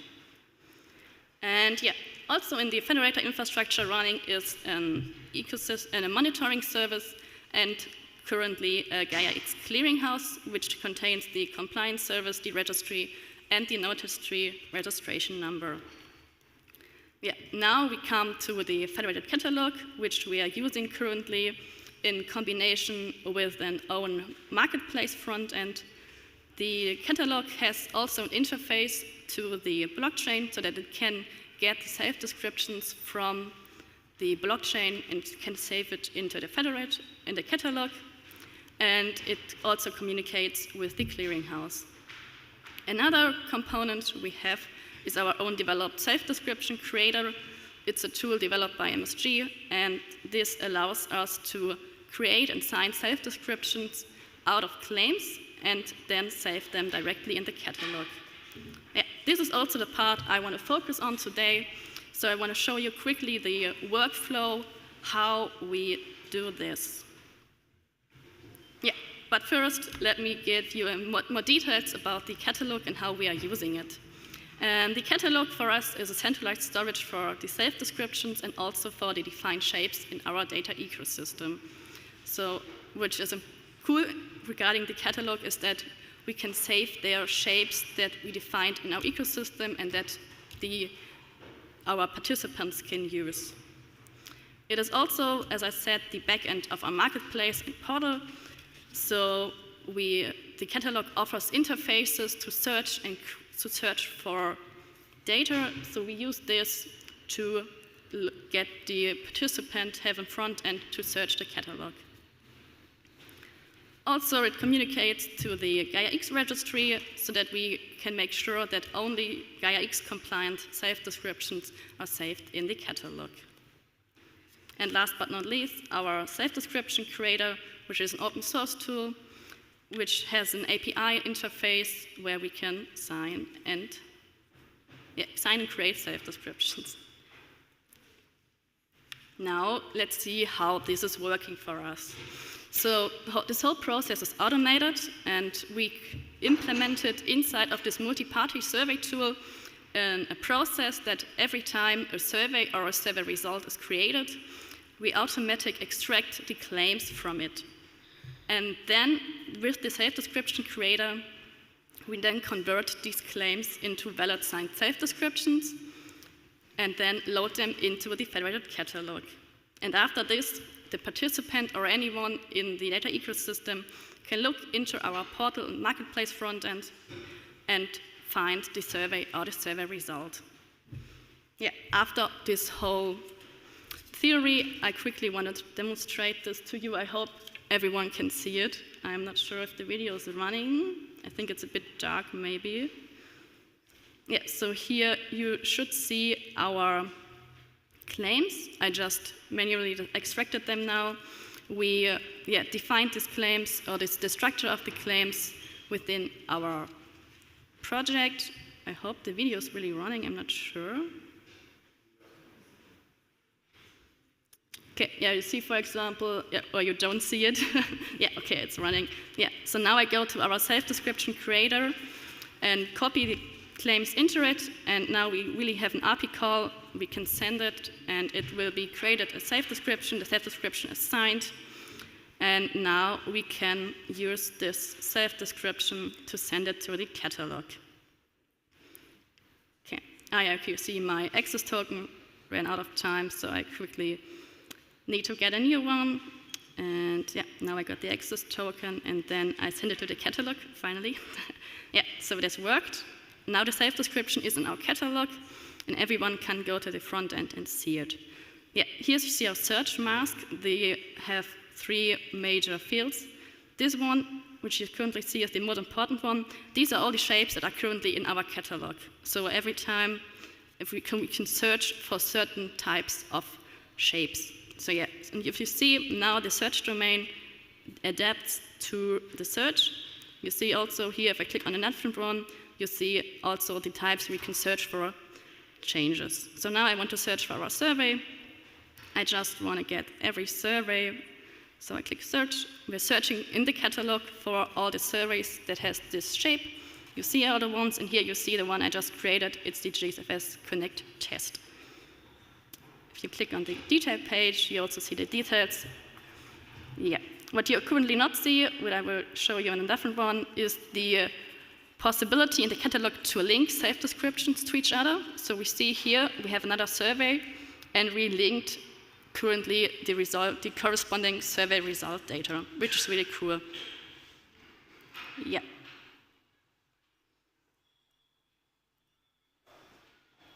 Is the video? I think the video's finished. Yeah. No, is the video not finished? Okay, yeah, okay, perfect. Yeah. This was our quick introduction. We also have an info point in the church, so if you want to have further information or see the UI really in not so black and white or like not really, you can always come to our info point. Thanks.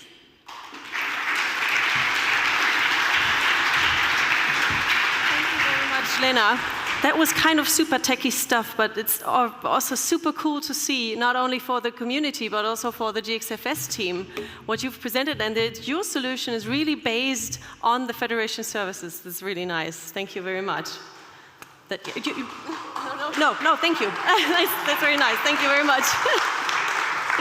I'm sorry, but we run out of time if we do that every time.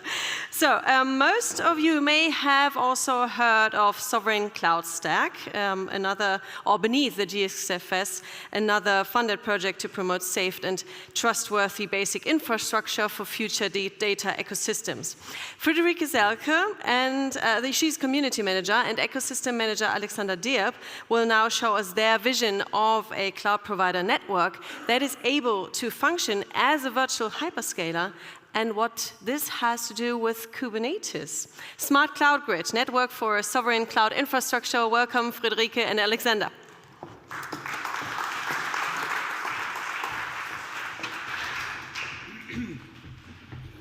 Hi, good afternoon, everybody.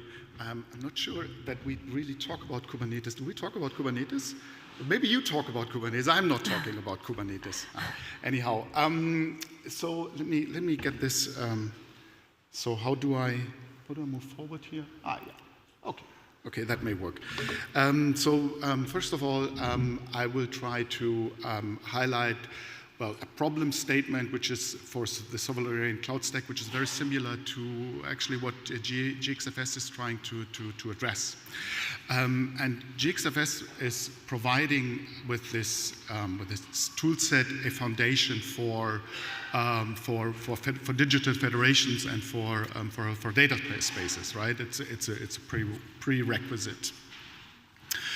And so is cloud computing. A cloud computing technology, even underlying a data space, you wouldn't run a data space or a federation without cloud computing. So it's actually even the further fundament of that, and more so in presence. And I don't think that there is a dissensus here in the room.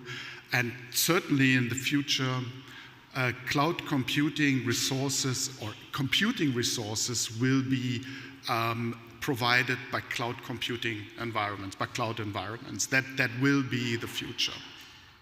For organizations and for people and for everybody who's consuming and who's building digital products and services for their customers.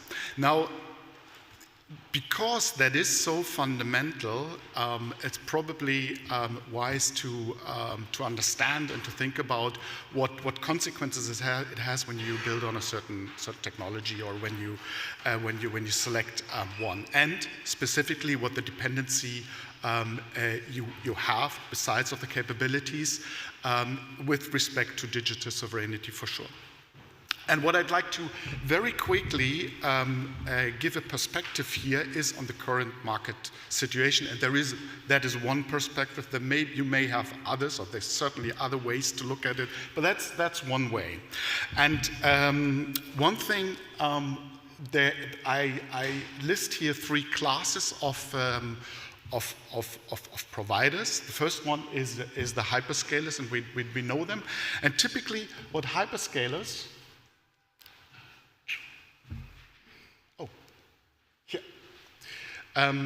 what hyperscalers do have is they do have their own technology stack, which they built because they are very powerful and they have a lot of development resources. And they also run and operate their own data centers. That's typical that this is tied together. And that means when you go with them, then you probably stay with them for a while or forever, because that is proprietary and that's specific to this class. But the distribution is a lot, because they just have a lot of data centers, right? So you can choose between the data centers, but you probably stay with this one provider. And the second class is there are independent data center providers which run a proprietary stack. And one of the biggest one is probably VMware. So there are a lot of independent data centers and they have VMware installed. And that means that the operations, well, you can choose between different operators, but you are stuck with a technology. But you have a lot of different data centers and a lot of different operators because the distribution is large. And the third class is there are independent data centers, data center providers, which build on open source technology, right? Now the problem here is that they do often take an open source technology, OpenStack, which is a common standard, and then they customize that to their own requirements and needs. So it becomes some sort of specific.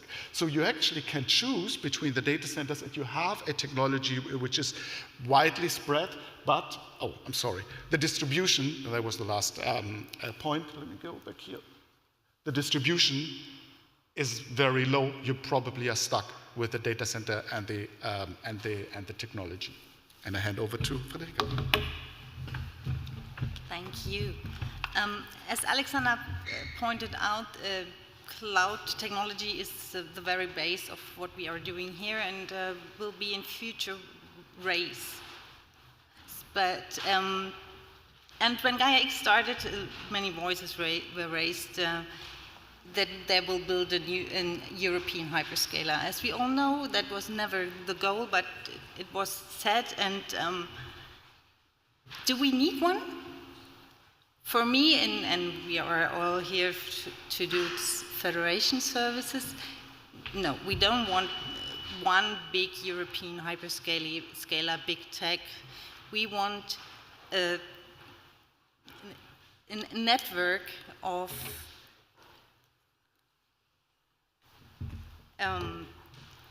companies, European or not European, to collaborate and together outcompete the big tech.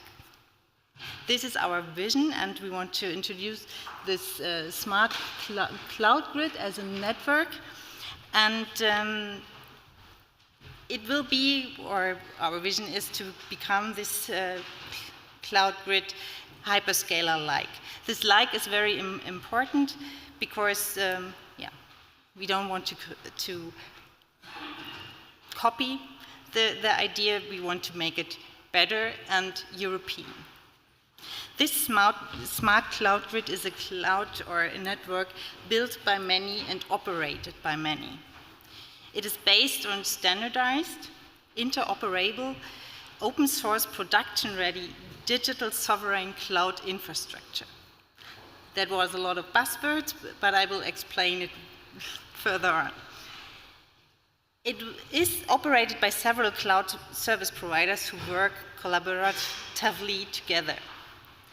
The network provides multi-cloud services like scalability and all specific services of the different providers, so it gets the strength of all the parties who are involved in the network. In addition to the cloud providers, it is also built by supporters, integrators, consultants, and of course the open source communities. It can't live without the communities who work together, develop openly, share their knowledge, and operate transparently. And for me, as I'm a community manager, the very heart of this network are the common values. All partners within this network understand digital sovereignty to be more than just offering GDPR-compliant services. This software should be open source, or needs to be open source, to avoid vendor lock-in and to offer the ability to update, develop, and customize this software. All development is transparently documented and shared.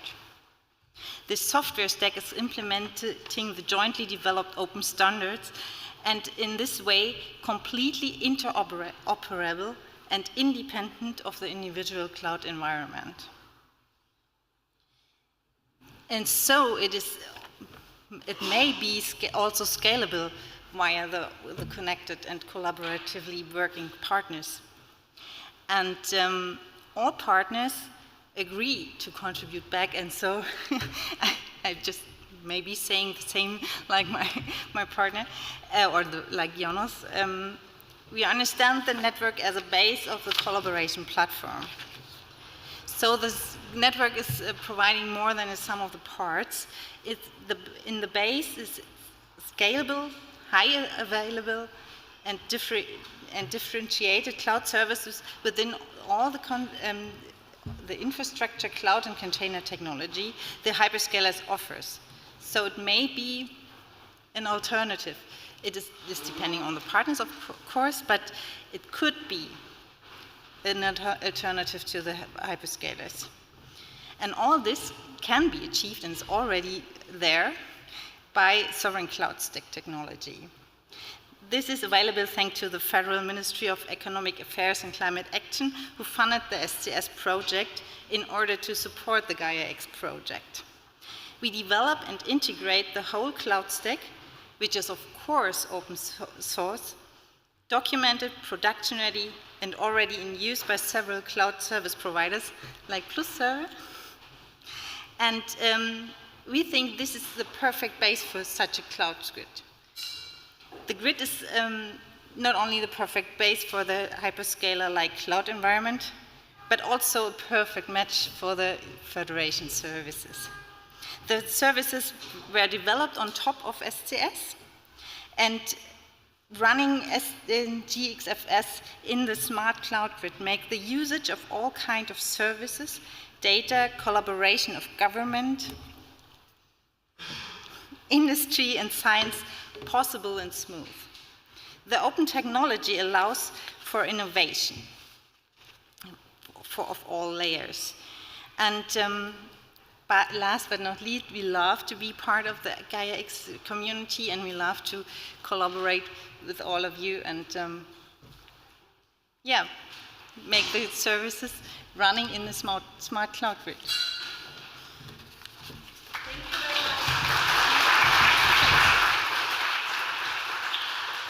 Ike and Alexander for this short pitch. There might be some questions left open, but you're here for the rest of the day, so have a chat and have a good networking event so far. Thanks very much. Trust and sovereignty, that's the buzzwords that comes down wherever or whatever we talk about.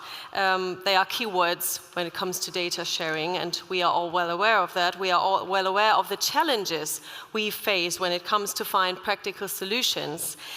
That's why I'm very happy that Sven Löffler is here. He's a high-level expert in business intelligence and data economy. He currently serves as tribe and chapter lead for the Telecom Data Intelligence Hub, the DIH, and he now will present a concept on how to foster trust and compliance for data spaces. Very nice to have you here. Welcome on stage, Sven.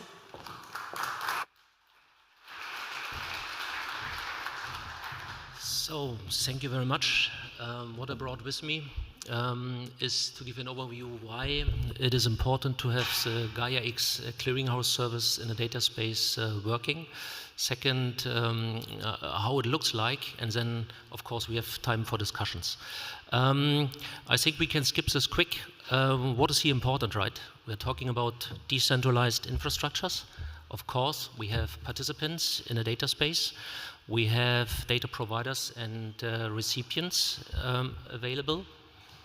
I'm already on it. Maybe. Be so kind.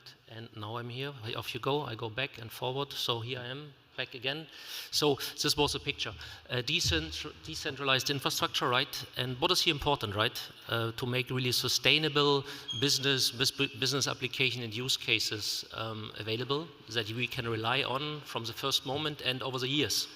And of course, what is important, verified participants, that we are trusting our partners in the network, right?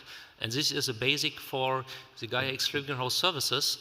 And we really, as a first moment, thought about how we can build and establish this trust in one data space, but in the interconnection between other data spaces. For that reason, we developed over the last, and we announced it in Vienna, that we are one of the operators of a Gaia-X clearinghouse, and we now delivered and developed with one of the Lighthouse projects this clearinghouse services, and we are operating this from today on. So that means it is available.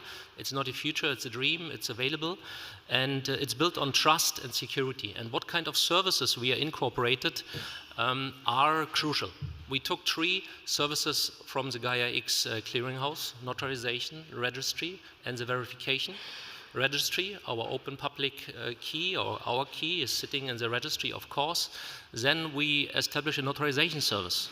We use the open source notarization services that is available, but we extended this service with a commercial service. So that means we have trusted partners behind the scenes that are doing this kind of verification for us. That means it's a mixture of open source and commercial services, and then we are issuing the verified credential on top, for the idea that we have a secure, trusted ecosystem where each partner in such an ecosystem can trust each other in every moment. And the question is how often we are validating, if we are doing it during registration, do we doing it during exchange. That depends on the operator. So that means we are flexible.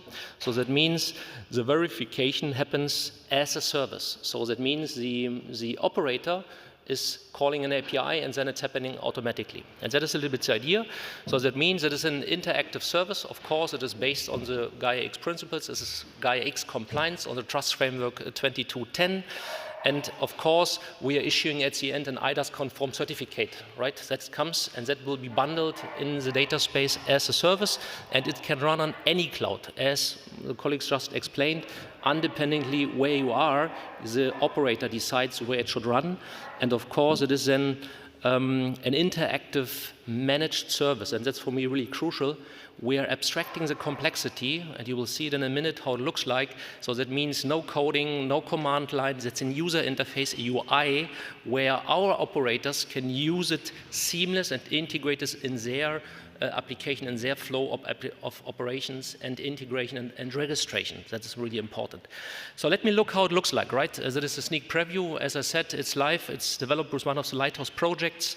If you're interested, I can tell you more during the breaks or in the evening. So that is the way how it looks like. As you see here, increased trust in ecosystems, right? You can decide if you're interested in an unlimited version. That means unlimited call of APIs. So that means the services in behind the scenes is running unlimited, right? Depends how many verifications you would like to have. Or in other Lighthouse projects, we are seeing that maybe only 115 participants or 100 or 300 verifications should happening. So that means you can select based on your situation, if you have a real mature data space in production, or you have maybe a sandbox where you play around. For that reason, we have different flavors, an unlimited version and a limited version.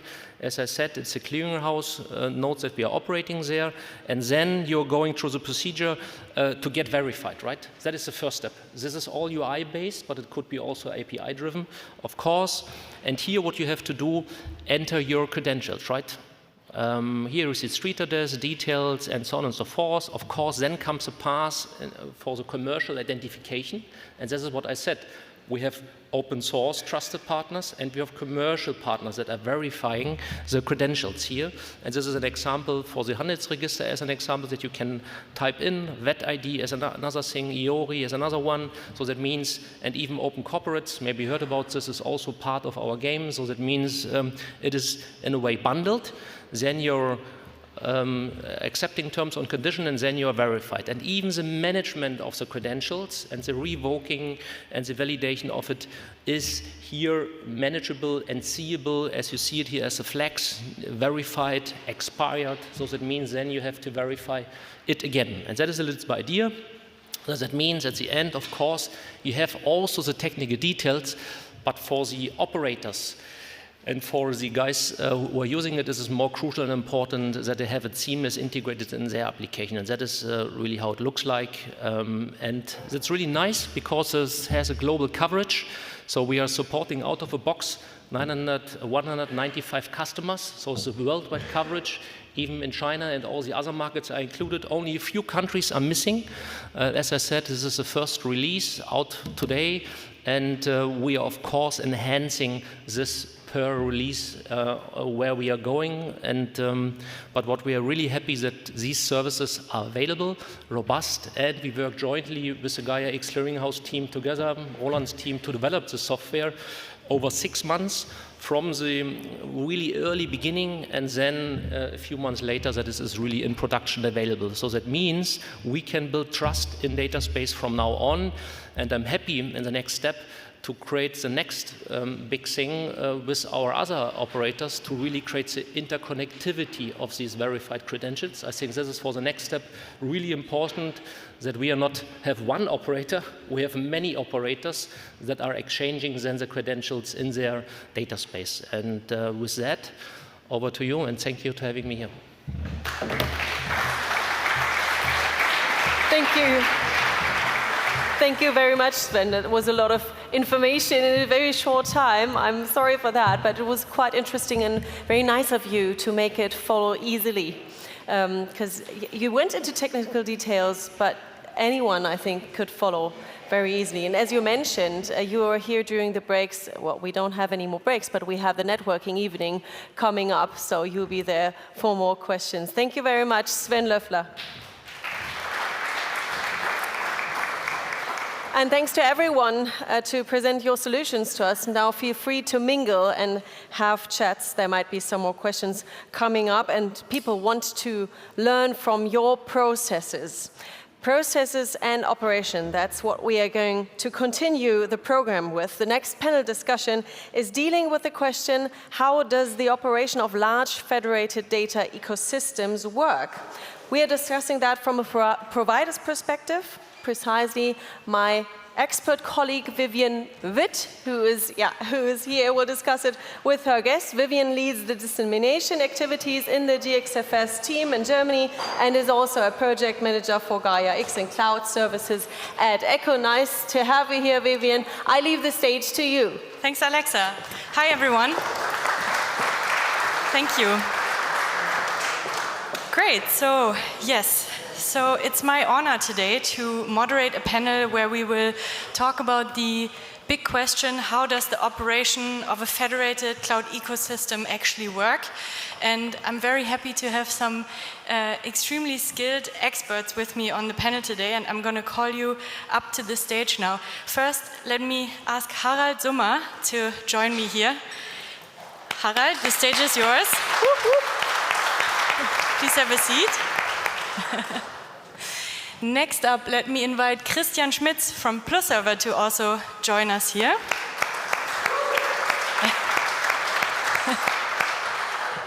Christian, you brought all your friends and colleagues here today. I know you're here with a big crowd. So next up, let me call also to the stage Catherine Simonin from Orange Business. Very happy to have you with us today, Catherine. And the final speaker is coming right in here. We have Maria Barros-Weiss from Ionos joining us also on the stage. So, great. All right, so let me get settled here with my notes real quick, but maybe we can already start because all of you are involved in many different Gaia-X projects. I know, for example, Maria, Ionos is involved in, I think, 8 out of the 6 out of the 11 Gaia-X funded projects by the German government right now. I know PlusServer is also involved everywhere. So Maria, we give you a second to breathe, and maybe Christian, you can kick us off and tell us how PlusServer is involved with these different projects. Okay, so I think for technology partners, it makes sense to be involved in several projects, right? Because we heard about convergence, and this is the best way also to create these convergence. We are in 6 projects, it's true, but 4 of them are working in very specific sectors, vertical sectors, and therefore it allows us to create the alignment between the functional requirements and the technologies that can serve these requirements. Mm-hmm. Okay. Take a second to arrive. Christian, maybe from the PlusServer perspective, you can tell us which projects you guys are involved with. Yeah, thank you, Vivian. I think for us, one of the core projects that we do in the Gaia-X context is the Telos project, which is a project aiming at unifying the network layer and ensuring that there is a distributed fabric of trust across the system. But I would also like to point out that we as PlusServer are not only involved in projects, but we also have a large operational, non-funded project already out in Gaia-X, which is Gaia-X compliant, Gaia-X based, and it has tens of thousands of users and will probably be in the millions of users next year. But it's not publicly known yet, but it's already in pre-production. So that's also for us the biggest success in context of Gaia-X, that we have an operational project and not a research project. Okay, maybe you can give us more insights about this in a minute, but if you're saying it's still a bit under wraps, I'm not sure how much you can share. But Harald, let me turn to you. I think many people here in the room, I think if not everybody, knows you because you're one of the founding fathers of Gaia-X, I would say. And as part of GXFS, obviously, you are also involved in one of the Gaia-X projects, which is called Telos. And maybe you can tell us a little bit about what exactly you are trying to do with Telos and what kind of gap you are trying to address. Yeah, actually, I'm one of the founders of Gaia-X, and it is now almost 4 years ago that we met first somewhere in Berlin and discussed the possibility to create an alternative to the hyperscalers. And we as GXFS, we are an infrastructure provider.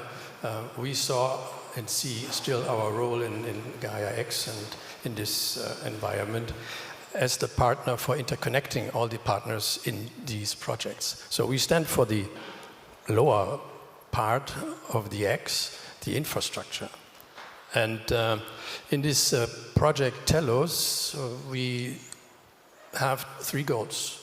Standardization of the interconnection interfaces with other exchanges. There are some hundreds in Europe and 1,000 or more globally. So we create standards for them to become part of Gaia-X. Secondly, we're working together with our partners in the automatization, the provisioning of connections to a fabric, to a cloud, to a data center, to a certain application. And finally, as a proof of concept, we have a project or a partner that needs to have Gaia-X and an exchange and a cloud and a lot of data in a real-time environment. And how does this work? How does it work to have latencies below 5 milliseconds? How does it work to be not in the center, but on the edge of applications? And this is the complete set of aspects that is covered by Telos, and we are improving. Great. And with this, I think Telos is also a project that is very different from many of the other Gaia-X projects that are more use case driven, let's say, or that have different application areas, let's say, right? More almost consumer oriented. So I think with Telos, you're more at the business B2B level almost, right? Or can you elaborate a bit more on the business model behind it?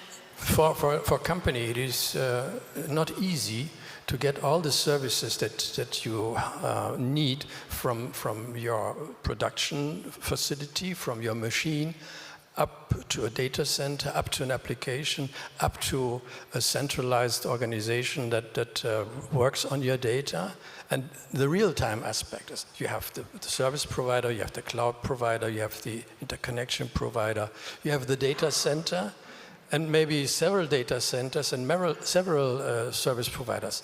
And these relations to automate and to bring into a structure that it can easily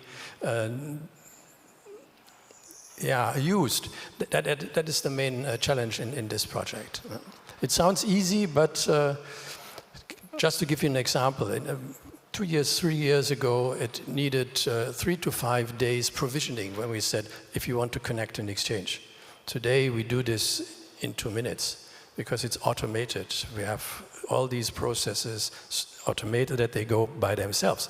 But if you move out of the environment of the exchange, go into a data center, go to a cloud service provider, and so on, all these steps have also to be provisioned, and this to automate, that's really a challenge.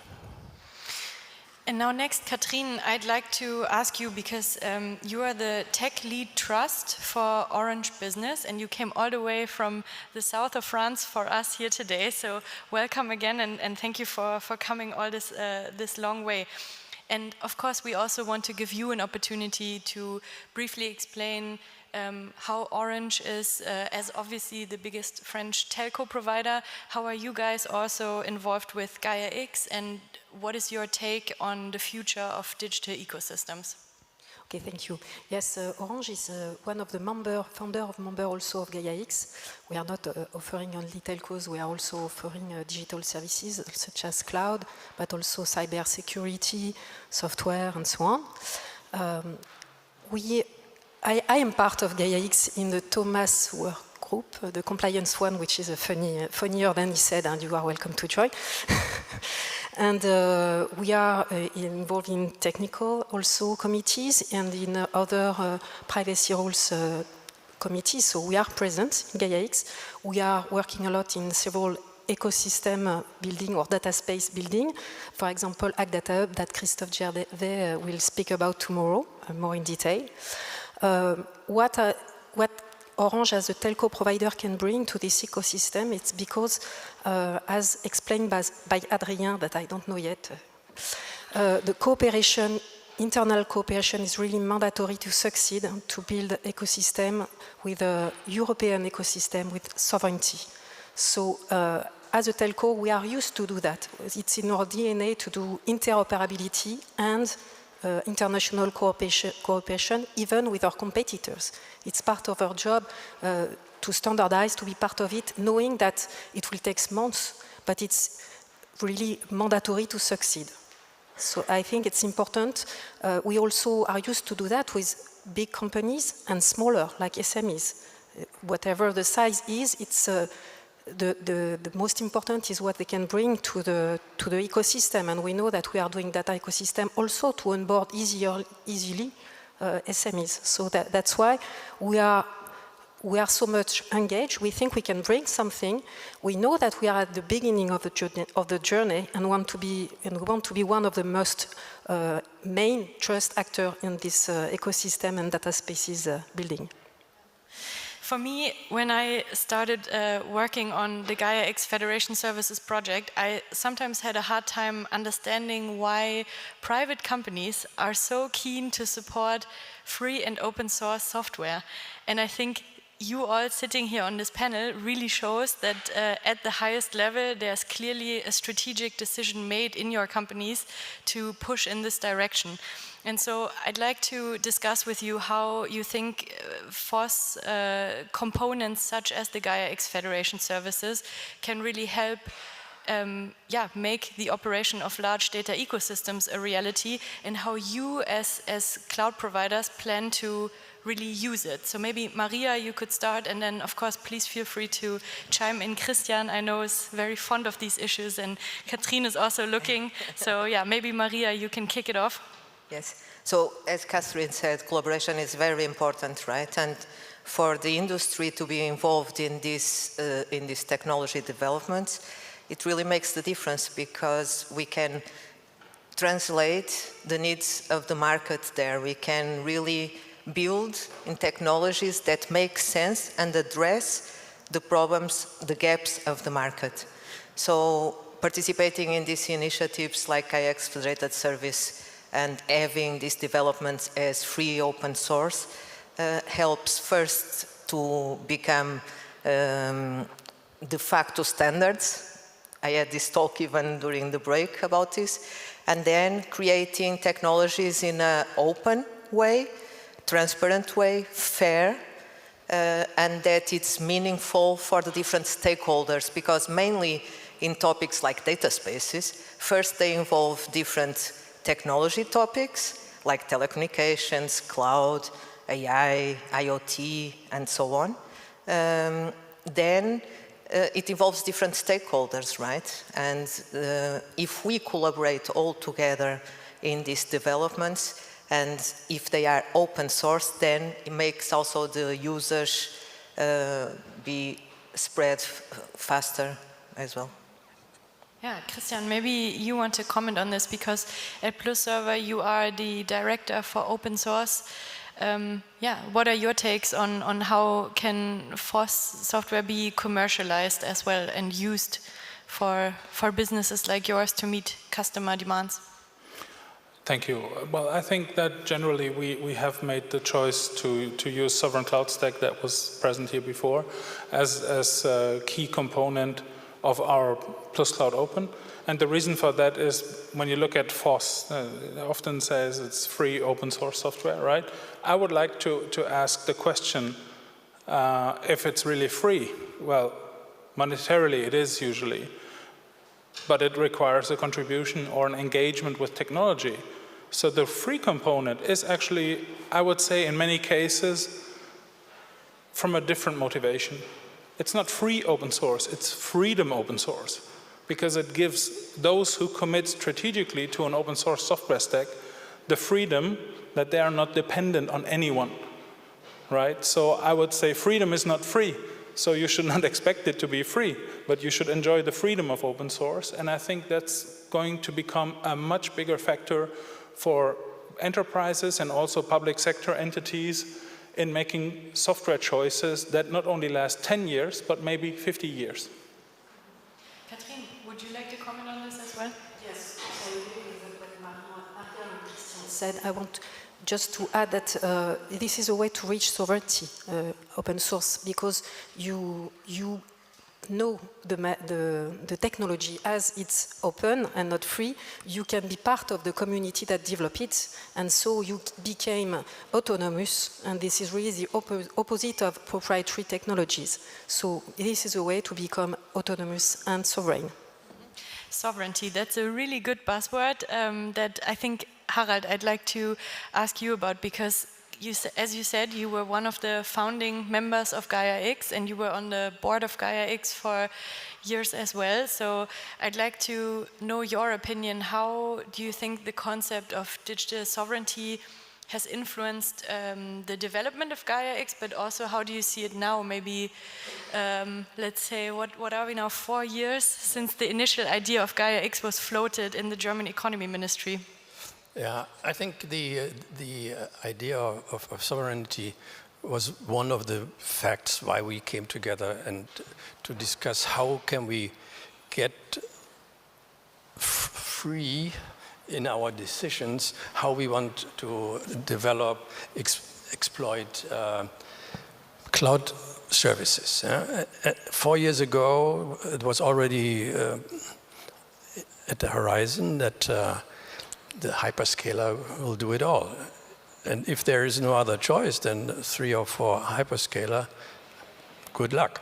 So this was, I think, the first step to say we need to become more open in the terms how we decide and how we build our systems based on clouds. The second approach, or the second idea behind sovereignty, is something that we learned from history over the last 2 years. What happened if you were really relying on one or the other political system or technical system. And now everyone really can imagine what happens if you are stuck, if you are as the hamburger between a couple of soft breads below or underneath you.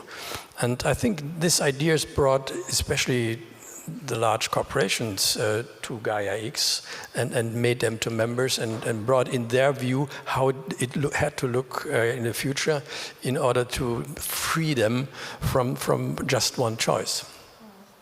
Yeah, and I think we see also related to digital sovereignty that there's big investments happening also, not just in the IT infrastructure, but also in the actual hardware, right? When we think about chips and bringing production of chips back to Europe and even to Germany. So yeah, but let's talk a little bit more about also the concept of trust, because I think this is something that also came up in our briefing discussion quite a bit, that you all care deeply about. So maybe you can tell me a little bit, as a non-technical person, why is trust so relevant in a digital ecosystem?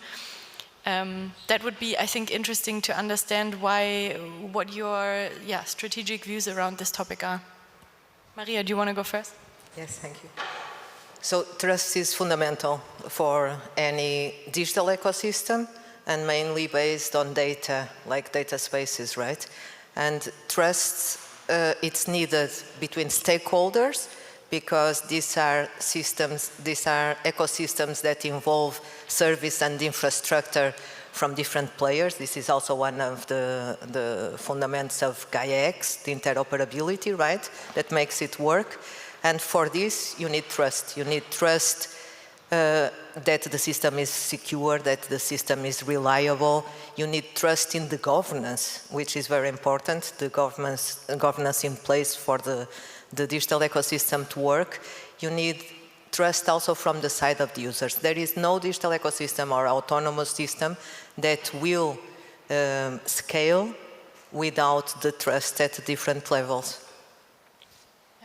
And Katrine, I believe you also talked about the concept in our pre-meeting, and you said that maintaining rights is especially something that you identified at Orange as a key factor when it comes to also willingness of your customers to move into digital ecosystems. Yes, I fully agree, because when the data spaces or data ecosystem will have data from competitors, so they need to trust the data system, the data ecosystem, that the data that they know have a lot of value will not be spread everywhere without their agreement. So we think one of the key is to do a tool to manage this access in a very deep manner, not only giving the access, but giving the access use case per use case and the ability to take it back whenever they want, the data owner wants. So direct access agreements that you can give and take back from the data owner. Today it's not the case, and this is something important to build. And is that something that, Christian, do you want to comment on this first?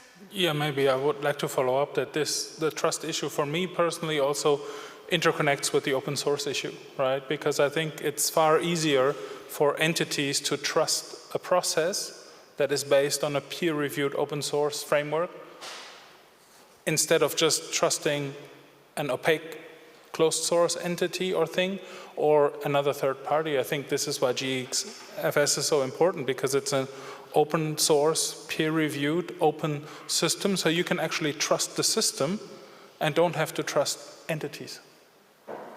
Yeah, I would like to add that the community internet exchanges are living in a very good example for trust and for a growing ecosystem, because, mostly unknown, there is no contract if you want to connect to an exchange. We call it this mutual agreement settlement free. So whenever you have your own network defined by an ASN, you can connect to any exchange in this world, and you will find the same standards, the same procedures globally. And you don't have to sign any agreement that makes you liable for anything or vice versa. So I think this is a good example how I think Gaia-X could develop into the future, because to come to the point that it became an ecosystem, it took at least 5 to 10 years. It was not born as an ecosystem. It has to develop into an ecosystem. Yeah. And I see that Alexa has already got some questions for us from the audience. Yeah, I try to bring them in a certain order. So as you talked about sovereignty and trust right there, I take this one first. How was end-user data sovereignty achieved by GXFS after establishing a contract for consuming a service that processed data published on a federated catalog?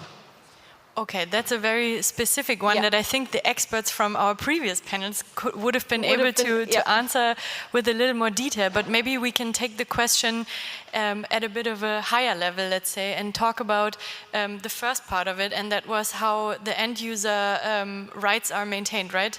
Yeah, how is the end-user data sovereignty achieved? Exactly. So maybe, I'm not sure who wants to go first. Catherine, do you want to say a few words about it, how you want to achieve this at Orange? I have the feeling that the trust at the infrastructure layer is to be able to take this commitment that only the data owner will be able to reach his data and the operator of this federated infrastructure, and only them. So it's a way to guarantee, to commit on the sovereignty end-to-end to the customers. I cannot reply to the GXFS tools. I think it's in addition to go deeper in that when we add services on top of this infrastructure. Mm-hmm. Yes. Okay. As an infrastructure provider, let's zoom out and get back to what you talked about before. As an infrastructure provider, how active are you with respect to building federations, which you eventually only host? Interesting. So that maybe relates a bit to the question and the role of the federator, right? Yeah. In the context of Gaia-X federations. I think maybe, Maria, this would be one for you to explain a little bit about your role in the different projects and how you envisage your role going forward. Yeah, but if you can, because I missed the point, the focus of the question, let me as infrastructure provider. let I think me the get... question was more the role of a cloud provider in providing infrastructure, but then also kind of in the future, where do you see the role going? So for example, I'm thinking of the role of a federator, right? Okay. So the federator in the Gaia-X context would be the one who provides the different services for the data ecosystem or data space, as we sometimes call it, or the federation. So maybe assessing a little bit the business potential as well that you see there. Yes, that in the end is the topic of this panel, exactly, right? So as infrastructure providers, we need to create, to enable these data spaces, and we need to build the tools that allow to the stakeholders from the different sectors to create their specific data spaces in terms of federators, for instance, or federations for specific sectors or specific regions. We need to enable the technologies that allows them to build these federators, involving the security, involving the sovereignty components, but also interoperability, right? And in fact, doesn't mean that the infrastructure provider needs to be the operator as well, but needs for sure to be partner of this operator. So in the end, we are again talking about ecosystems. The data spaces are also ecosystems involving always multiple players, multiple stakeholders. Can you talk a bit more maybe about the challenges that you see here in the operation of such ecosystems? Maybe that's a good question to pick up on this. About the challenges that you see in operating such large data ecosystems? In the end, it goes up to creating trust. Because in any ecosystem with multi-players, you need to have trust in order to use solutions also from the other players, to make your solutions available to the other players, because the end-to-end system will be composed by solutions, by services and infrastructure from different players. But you need also to make it adaptable and flexible enough to serve the requirements from the players that will be coming in the applications, in the more over-the-top layers. If I can add something, I have the feeling that when you have so many different actors, the issue in operating it is also to know who is in charge of what, who is responsible of what, in case there is an issue. Sometimes it's happened, to be able to really reach the good responsibility very quicker and correct it very quicker. I think it's one of the big challenges. Yes, I agree, to trust on the governance structure as well. So the governance structure is very important. And this openness, these collaborations are also very important in order to have both dimensions together, governance, technology, and the feedback also to the regulations and policies. And especially in a decentralized ecosystem, I imagine, because normally we rely on one operator, one instance, or one authority to turn to, and if we don't have that anymore, I guess the processes and structures and the governance, as you say, become even more important, so that we can have the trust in the ecosystem and that we can have critical mass of companies joining an ecosystem, right? But I think maybe, Alexa, you have another question for us. Yeah, they're coming more in right now. Wow, as we speak. Yeah. It's great to see we have a good audience, very active. We had that question before, the definition. If you ask like 10 people in the room for a definition of something, they always answer differently. So what is your definition of a data space? Is it only a marketplace for data? Is the end user taken into consideration, or is it only about B2B data? That's an interesting question that I think it's worth asking each one of you for a quick answer. What is a data space? So a data space it's both. So, and altogether, it's an ecosystem that is based on data sharing. So in the sense of having players that will need to consume data for their business cases, but having also players that are there to offer their data in a sovereign way, respecting the ownership of this data.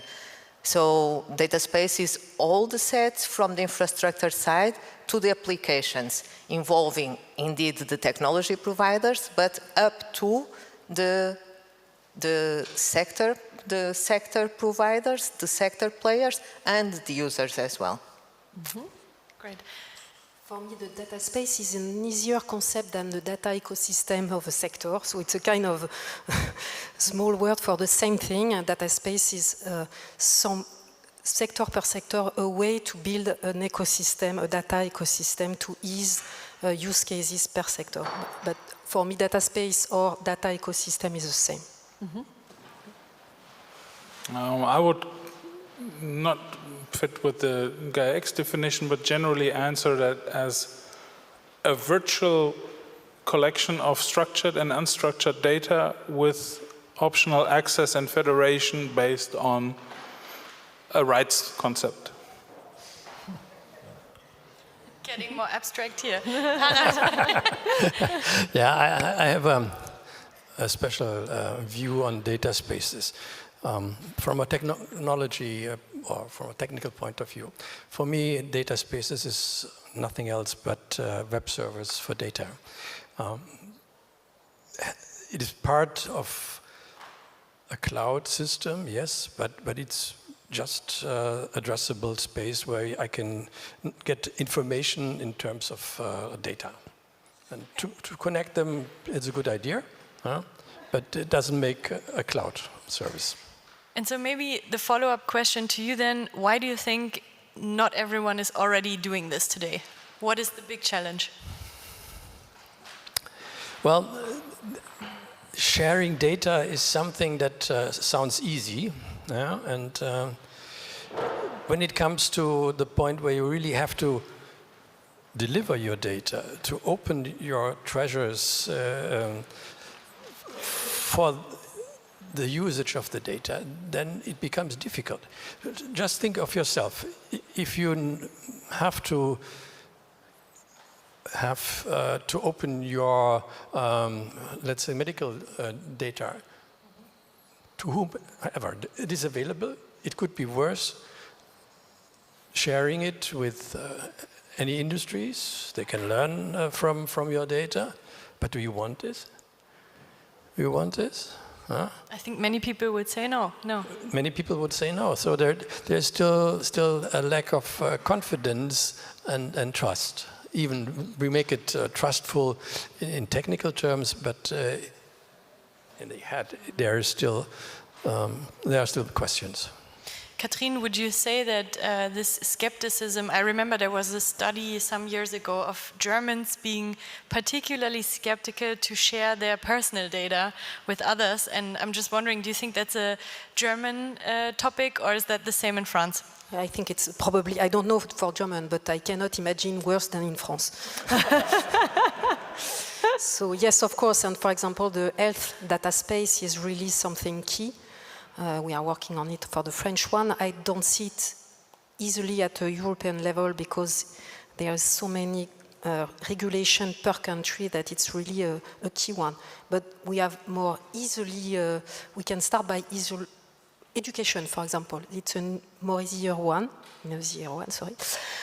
We are working on also, and it's probably less sensitive data, and we are also working on it. So. Yeah. And maybe, yeah, Maria? Yeah, so just to complement and addressing the example from Harold, on your personal medical data, if there is trust and there is transparency in the systems, if there is transparency for you to understand with whom and for what you are sharing your data, you would be surprised, right? Because yes, many of us will think, oh, I will not share my data for pharmaceutical companies to make money out of it. But several of us may have already had the case of being on holidays, for instance, in another country, needing to go to the doctor, to the hospital, and they wished there was a system where their data would be there available for the doctors there. And just one more remark, it's the ChatGPT. This is a critical example that is not transparent. It's not known all the data that we upload when we use ChatGPT, where it is used, yet everyone is using ChatGPT. I think, yeah, okay, before we dive into the ChatGPT discussion, I think I wanted to stick a bit to the health topic, because I think it's a great example and a good segue into the topic of compliance as well, because you, Katrin, are involved in the compliance working group, from what I understood. So my question would be, obviously as a technology expert, how do you think automation in the context, for example, of the GXFS compliance components, but also with other components, how do you think automation can be helpful to create trust, especially, for example, in areas where we really care that laws like, you know, the GDPR at EU level are adhered to? Automation for me is not a question, it's just mandatory. We cannot wait for an answer, so everything should start by being automated, in fact. So not easy to answer what else could be done. Not sure in my point of view, everything should be since the beginning automated. The example is more, for example, in an operational way. If you do everything by scripting and then put it in the system, it's not one guy who did badly something, it's the script, and it's easier to find out who wrote the script. You have a way to check it before putting it in the system. So it's in operational way, yes, you can create trust by being everything automated, but for me, it's quite obvious that it will not be seen by the end user. This is the issue, that it will not be seen. Christian, would you agree with this? Or how do you think? Something. Not sure? Okay. Not my area of expertise, really. Easy question. Good. So I think, Maria, maybe one thing that I wanted to ask you as well was about the Gaia-X projects that Jonas is involved with. And maybe you can explain a little bit more, because we kind of glossed over it in the beginning very briefly, right? We know you're involved in 6, you said. But what exactly are you doing in these projects? Are you doing the same for each and every one of them? And what synergies can you use by working in so many different projects? Yeah, so in fact, we are developing common technologies, right? And so these 6 projects, 4 are for very specific vertical sectors, and we have in the consortium the players, the knowledge from these sectors. Then 2 other are more on the infrastructure side, one being Telos, it was already here discussed, which is more on the network layer, and in the end is something that is also building technology for the other projects, because it's building technology in order to enable these data spaces in any sector.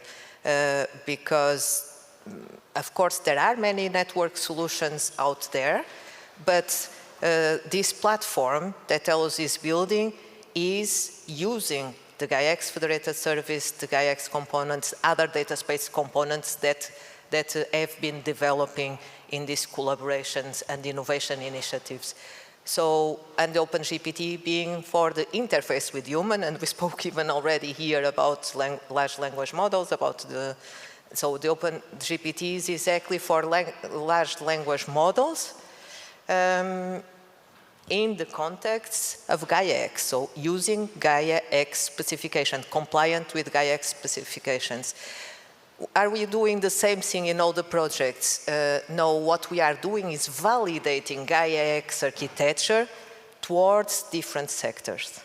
And at the same time, in this specific tool, creating infrastructure that will enable the data spaces in different vertical sectors. And I imagine there's very different challenges for different sectors that you are involved in. Exactly. So there are very different challenges, and here the challenge is to translate these functional challenges into technical solutions. Great. Alexa is giving me the sign that we have a few more questions. Just a few more, and I have the feeling that people want to dive deeper into special use cases. So one question is, do you have experience with trusted research environments or secure research environments? I don't know what this experience is referring to, but is there anyone who has experience in this field. That sounds very specific. Yeah, yeah. But Katrin, maybe. Katrin, yeah. I don't know if it answered the question, but last summer, not this summer, but the one before, we did an experimentation on a secure open solution, which is PIFI Inspire to secure containers and access data. So it's another way to manage accesses, not for personal, not for person access, but for container, for example. So it's a start. Don't know if it answered the questions. I don't know either, but the one who asked it may come to you afterwards. Then another use case would be smart city and rural areas. The question is, who is able to ensure, or is it possible to ensure the foundation for smart city and rural area for real-time environments in collaboration for digital twins with hyper-convergent infrastructure? Is that possible, and is that a question someone could answer? Another very specific question. I see Maria wants to reply. Probably in a too general way, but in fact, so this is what is interesting in the Gaia-X community, Gaia-X initiative, because it works with other initiatives that works in other parts of the infrastructure together, and they try to find, to come together and to fill the gaps. And there are other initiatives as well, much more specific and with lots of technology already developed for smart cities and also for agriculture. And it is known that the Gaia-X, IDSA, BDVA, FIWARE, they are all working together in aligning their specifications and in filling the gaps in order to make it possible to bring these data spaces to business cases, these use cases to business cases, also in these sectors that you mentioned, like smart cities and agriculture. And then, because there are always components that are addressing all the sectors, components that are basic components needed, but there are more specific components that probably will be more useful or needed in some sectors and not in the others.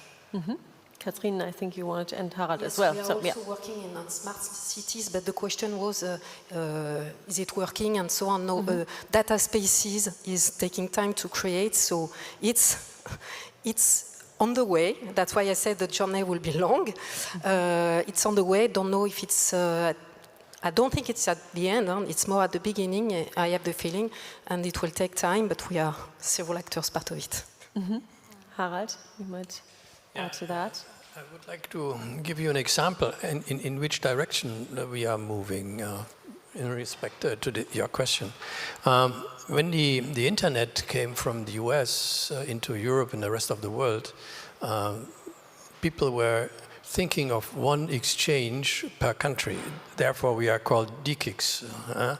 We were the central point for Germany. And the idea was to keep local traffic local. German traffic has to stay in Germany and not move around the globe. This is now 25 years have gone since the first exchange appeared. Now we have in Germany already 20 exchanges, and if I'm looking into the next 20 years, I can imagine that at least every city has an exchange. City means more than 20 people.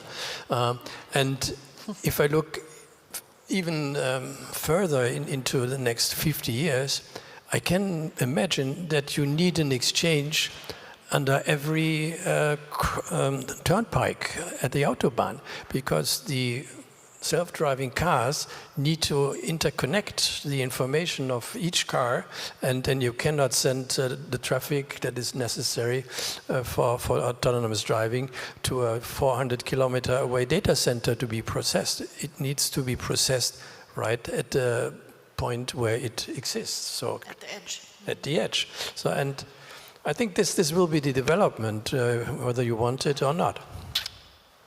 I think that answers the question satisfiably. And I'd like to go back. No more special questions there.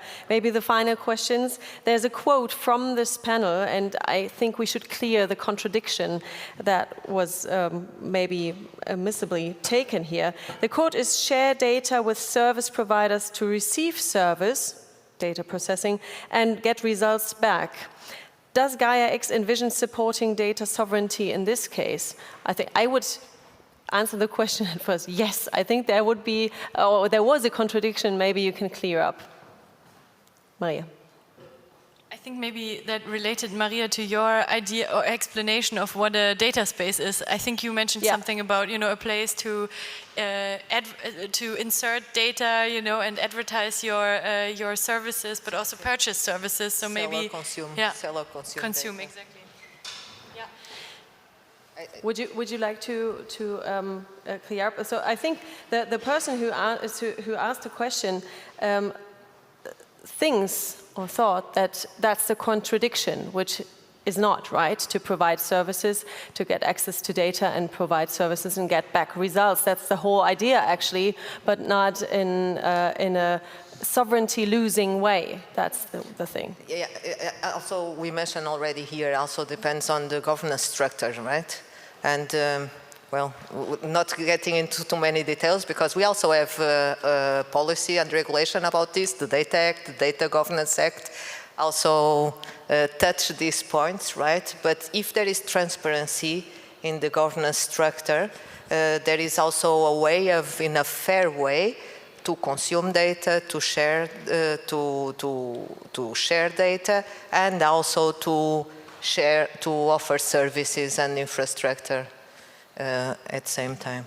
Yeah, and I think I'd like to conclude the round now by asking you all a quick short question. So really a short answer is desired, because we're running out of time and the next panelists are in line to talk more about free and open source software. But yeah, deriving from the title of our panel, I'd like to ask you all, what is, in your view, the #1 criterion for the operation of large federated data ecosystems? So what does it take to work? Harald, do you want to start? Yeah, we have a special term for this. We call it gravity. So a community, a service, a thing like Gaia-X has to create gravity. That means if you doing this, and you doing this, and you doing this, I will also do it. And this is a process that takes time, a lot of communication, a lot of meetings like this. But I think the key to success is really to create gravity. So Gaia-X has to be attractive for everyone to join. Great.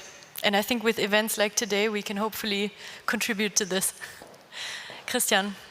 Right. I would just like to follow up to what Harald said. I think for gravity to be effective and for it to be a common denominator between everyone, it needs to be an open standard with an open reference implementation. Okay, so gravity, openness. Katrin, what are you adding to the list? Cooperation. Cooperation, very good. Transparency. Transparency, perfect. This is a perfect summary. We will write it down and put it on the website so that we all know what we have to do to get large data ecosystems to work. Thank you very much for joining me here today. Thank you.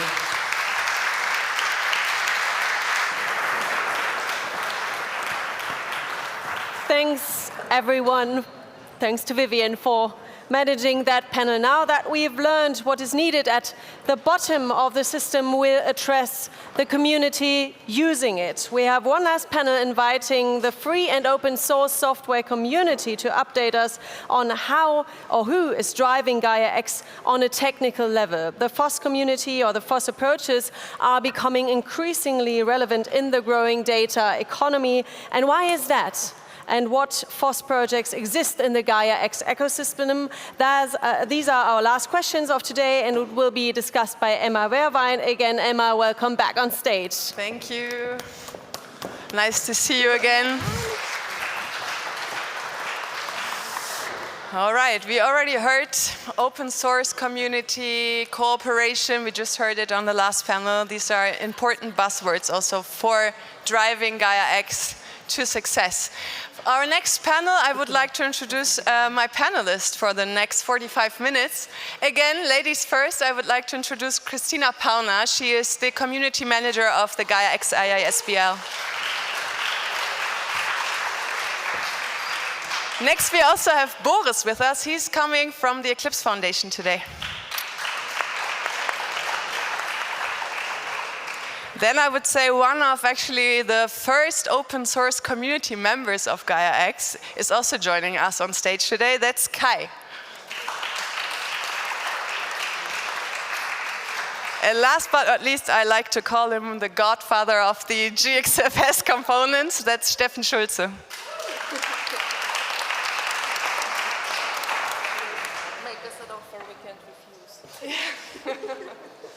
All right. Let me check the questions first. Sorry, guys. Okay. So I think where should we start? Open source community, that's a big question. I think something that I've actually also in the networking break and also during the panels, the conversations I had with attendees from the conference today was a lot also regarding the move to Eclipse. So I think we should take a little bit more time to actually also focus on this first. So maybe, Steffen, as you are the co-lead for the identity and trust components with Bertolt, who was already on stage earlier, but also you are the project lead now of the XFSC Eclipse project. Can you maybe explain also a little bit more from your perspective the motivation why we actually now move this funded project to the Eclipse Foundation? Yeah, I tried. Okay, it works. Also the initial reason is community building, to make it in few words. So that means to establish a community, we need a good foundation for governance and working together. So the Eclipse Foundation was the right choice for that. So therefore we did this move to get the entire community well a kickstart in this perspective. So something that also came up is why now we are called XFSC in the Eclipse environment. I think that's also a big question also in the last couple of hours that I got aware of. So maybe also to explain it, maybe I'll give it a try. So we actually just, for your clarification, we changed the name. It's exactly the same as GXFS. So all the activities are still run as GXFS. But in the Eclipse Foundation, I think also, Boris, you can also add to that, we had to change the name because we had to legally give up the trademark to the Eclipse Foundation.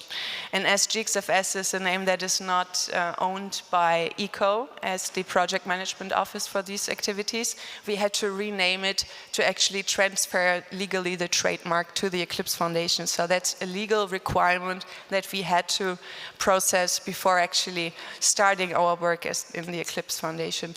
And I would also like maybe Kai to ask you, as you are not that involved in the XFSC migration itself, but you're actually looking at it also from an outside perspective. Is it confusing for you, or like, is it something that is making you nervous that it's changed? From my perspective, nothing changed. You did the successful move to the Eclipse Foundation, which was announced for a long, long time, and I think well prepared, absolutely. And how I try to frame it for the community is I always pronounce the name fully. These are the Eclipse Cross-Federation Service Components, XFSC, and maybe from time to time formally known as GXFSDE. But under the hood, it's the same technology, it's the same builders, the growing community, so for me it was straight easy, and I think if enough people know, like you just explained, how it works, it's just perfectly fine. Okay, thank you. That's also good to know, because I've just like squeezed this question in spontaneously to also ask your opinion on that. Maybe Steffen, also coming back to you with the, I mean, you're also heavily involved now in the community building. You're actually also running the tech workshop downstairs, so you just jumped up for like the 45 minutes we have here on stage. What would you say are your biggest challenges that we have to face with the community now? Also the biggest challenge is indeed to orchestrate the entire thing. So we have a lot of components which are currently developed, and a lot of components will be popping up in the next days and months, etc. And there is really the challenge to find out what kind of features are important in the future for the community, how to ramp up that, how are the mechanisms to do the correct votings to fulfill the community needs, and how to orchestrate the entire community in this direction to make senseful enhancements and not having conflicts and things like this. So that will be an interesting journey. So, and yeah, I'm excited to see what will happen in the next months together with all of the attendees. So, but it's a very good, a very good feeling in the workshop. So they are interested in that, what we are doing. So yeah, I'm looking forward to continue with that. Yeah, me as well. Boris, maybe also from your perspective, from the Eclipse Foundation, of course you're not only managing or supporting the XFSC project, you also have a lot of tons of open source projects in your environment. What would you say, also from your experience, what are the biggest challenges also from other projects on starting an open source project actually in an open environment? So there are quite a few challenges. One of them is the fact to attract people, so the gravity that we were talking about earlier on.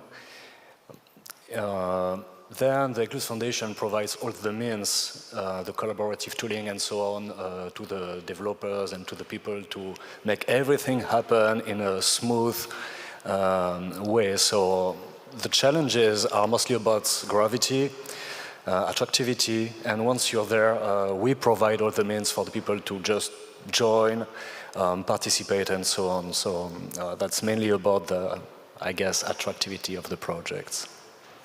Okay, and so maybe also to explain the role of the Eclipse Foundation in the XFSC project environment. How is the Eclipse Foundation supporting, or which are the tasks that will be taken over by the Eclipse Foundation?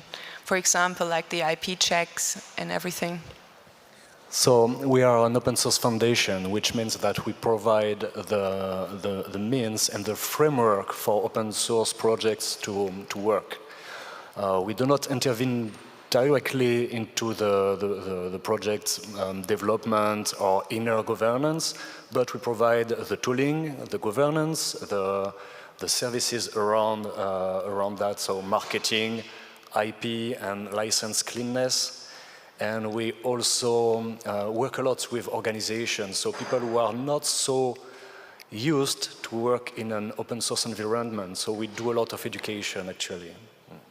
Okay, thank you.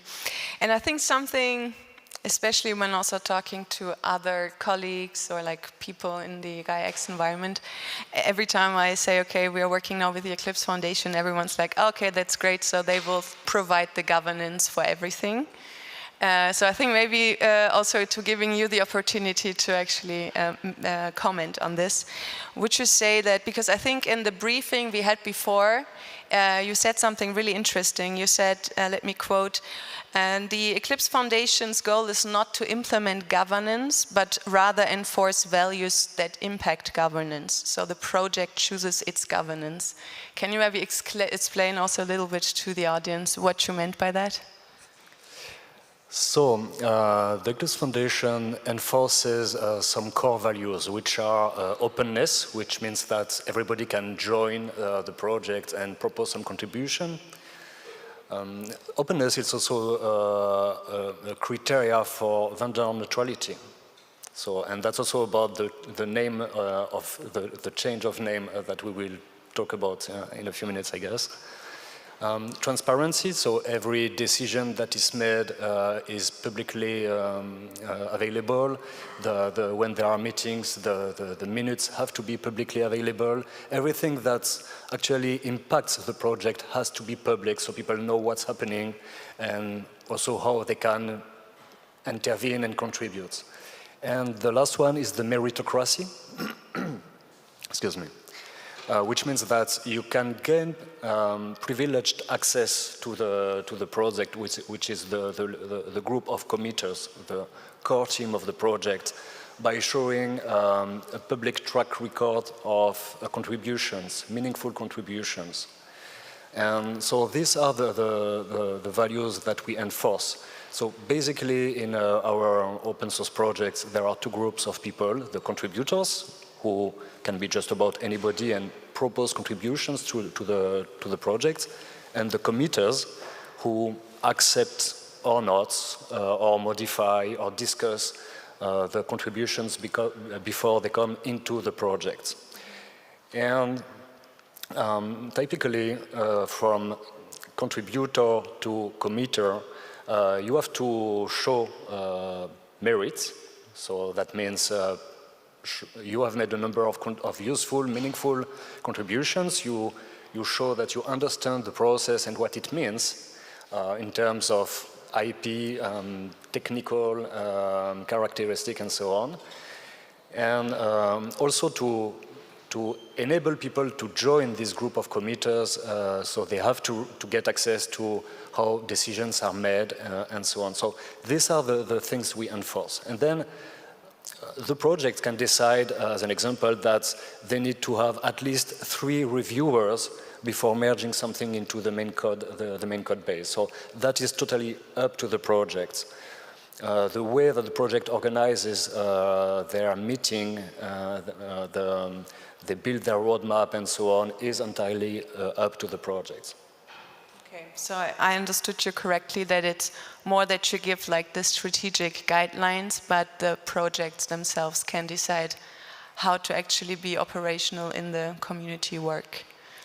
And if they get out of bound, we interfere. So typically what can happen, and what's sometimes happen when we work with big organizations that are quite new to open source, is they have a change in their team.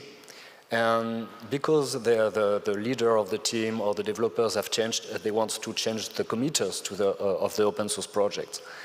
And so basically that means that they will have some new people that come from nowhere being committers. If they try that, we stop the process. So because these people are just welcome to be committers, of course, but they have to show some record of contributions and so on, show that they understand what they're doing. So apart from the cases where it goes out of the Eclipse way, so to speak, we don't intervene, actually. Okay, that's good. I'm actually really happy that we have the Eclipse Foundation as a partner now. I think it will also contribute to more transparency in the project, because I understand we have a lot of like activities going on in parallel, and sometimes it's also difficult for community members to actually understand where we're standing. But I think if we just organize it in a more transparent way through the Eclipse Foundation, and also like communicating the meeting minutes and everything, I think it will contribute to the whole process. Christina, coming back to you. So, I mean, we have a lot of open source activities going on in the Gaia-X ecosystem. XFSC is just one of many others as well. I remember, and I actually also met some of the people I already met in Bilbao, where we had one of the Gaia-X hackathons. So this is something that was stuck in my mind, talking about this. But can you maybe share some insights about like the whole landscape of open source activities in the Gaia-X ecosystem? Oh, it's a very wild garden, if I can put it like this. In a sense, the Gaia-X open source community is different than what you expect in a well-established foundation, because we don't necessarily host the code. That's one of the prerequisites when you go to an open source foundation. We host some of the code, the one that is produced by Gaia-X, but then all the other initiatives, except for the GXFS ones before the move for XFC, it's hosted somewhere else. So we're very much reliant on partnerships and on initiatives that start elsewhere but are connected to us. So with that introduction, to give some concrete examples, we have the Ponto 6, that Kai is one of the drivers there, who collaborates with us and collaborated from the very beginning, and is always keeping up to date with what we do and adopting the changes that we do, so thanks for that. That is one of the open source software that you can actually use today. There are a couple of other initiatives that try to do similar stuff with a certain degree of overlap. So I can think of the activity from Fireware that also collaborates with us to synchronize on the technology. EDC, which is another project under Eclipse who has a connection to what we do. And these would be, let's say, the ones that cover most of the technical aspects that we try to solve, but I wouldn't left out a couple of, let's say, smaller projects that focus only on a subset of the components, or they're trying to solve just one part of the overall solution or the overall the stack. So there I would mention maybe WaltID and Spherion, who are focusing on SSI, so on distributed identity. That's just one component when you look at stacks like XSFC or Pontus X, but it's important. The Open Policy Agent or Apache Lucene, we had one of the hackathons that tried to do policy enforcement, so that's another, let's say, big technical part in the whole stack. Now we talk a lot about catalogs. I would mention maybe the GXFS Safar catalog to be one of the catalog in the federated catalogs conversation. So all these are, let's say, smaller parts or very focused parts. I think it's important to mention them, first of all, to acknowledge the effort. And second of all, we do talk a lot about interoperability. And in order to have it, you really have to have multiple implementations of more or less the same thing that can work together or that are interchangeable and work with the other components. So that's a long answer to your question on what other projects are there, and they're all open source. Okay. Maybe before coming to the topic of interoperability, I think that's also important, especially when talking about open source and actually one vision that we all want to achieve. One maybe question to what you said in the beginning. You said that there's also some code that is coded by Gaia-X. Yeah. What do you mean by that? Because I think there's a lab and an MVG group, so I'm not up to date right now. I think maybe also in the audience some people are not up to date. So who is actually developing when you say Gaia-X has code? So we have the Gaia-X lab, which are developers, members of Gaia-X Association, like myself, who write a small piece of code in the whole part, which deals, we can call it now, with the clearinghouse. So the software that the clearinghouses are using is the one coded by our developers. And then that's also open source, that's also, we collaborate with them, we have contributions from people that use the code, which are not our developers. So but it's, in terms of size of the code and number of the projects and what it does and the scope of it, it's reduced. If you're familiar with the Gaia-X compliance concept that was discussed more of last year before the clearinghouse concept came around, that's what we do. Okay, perfect. And maybe if I can just add one more thing, it's supposed to be complementary with the software of the XSFC or Pontus X or everything else. So it's not it's a complementary part of the whole software that is supposed to do the ecosystem. Mm-hmm. Before putting also Kai into the discussion, also, of course, if you have questions, you can still scan the code and ask your questions. We're happy to address them during the panel. So Kai, as we already heard Pontus X many times, maybe a really quick pitch. What is Pontus X?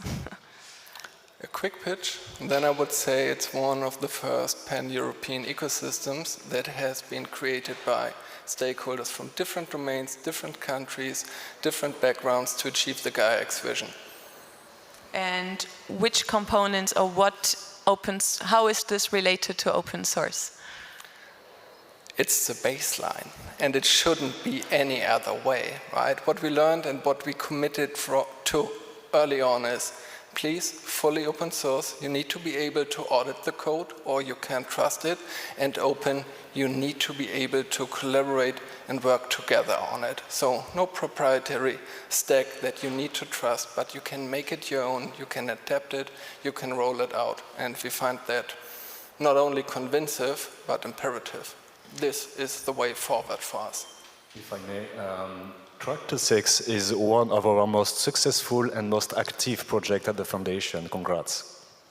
Yeah, but it's a different stack, Tractor 6 and Ponto 6. But yeah, absolutely remarkable achievement.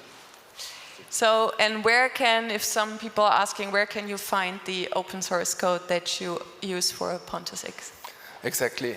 Like Christina already put out there, it's not just one repository where it's all being collected. We started from, I would not say a competitor, but open repositories on GitHub. We took a lot of software that was already available, as discussed in previous sessions, because we did not want to reinvent the wheel. We wanted to move fast with what is currently available out there. So we took, for example, large parts of the Ocean Protocol stack, because it gives us the functionalities we see in the federated services straight ahead.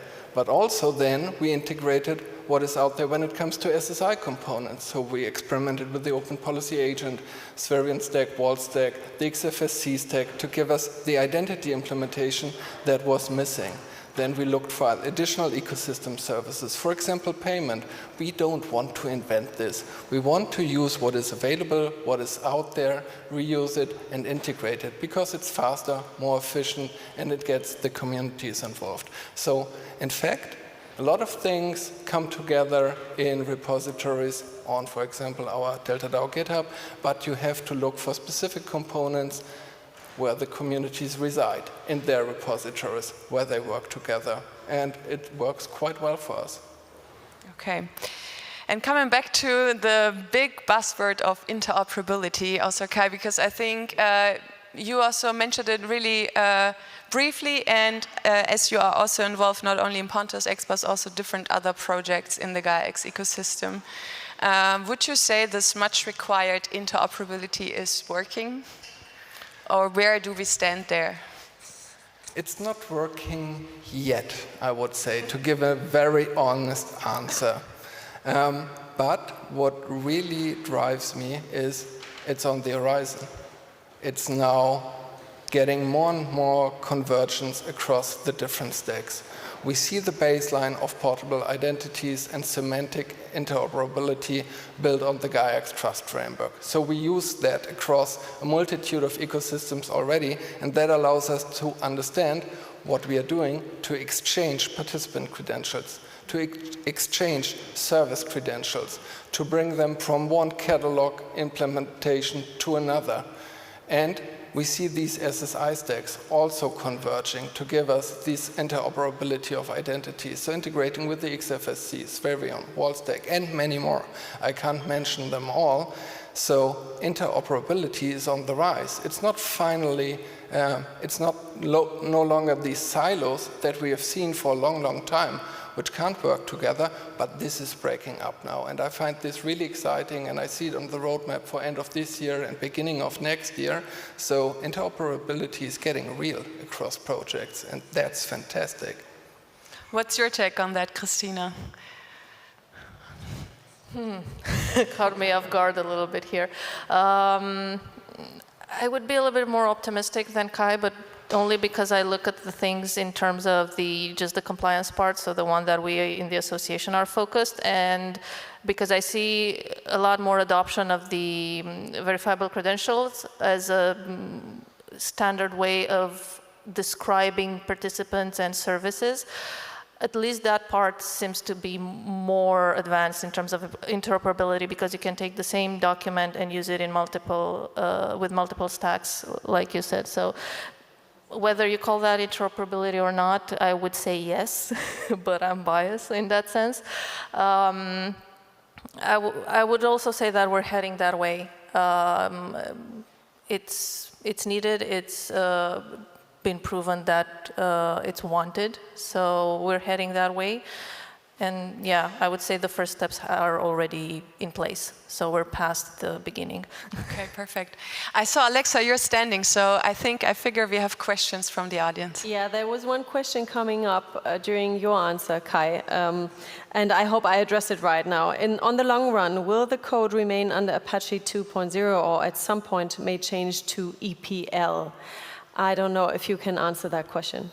The code won't change. It will stay under Apache 2 because that's mandated. This is where it's coming from. And then there is the question, what is happening with the code that will be added to it? And that is up to the contributors, to the individual ones. So what kind of license do they attach to it? But that would be my answer. I can't regulate that. It's decentralized. It's up to the developers and the projects committing. There's no central body regulating that. And I envision there will be proprietary code by several parties as we have it today everywhere in the ecosystem.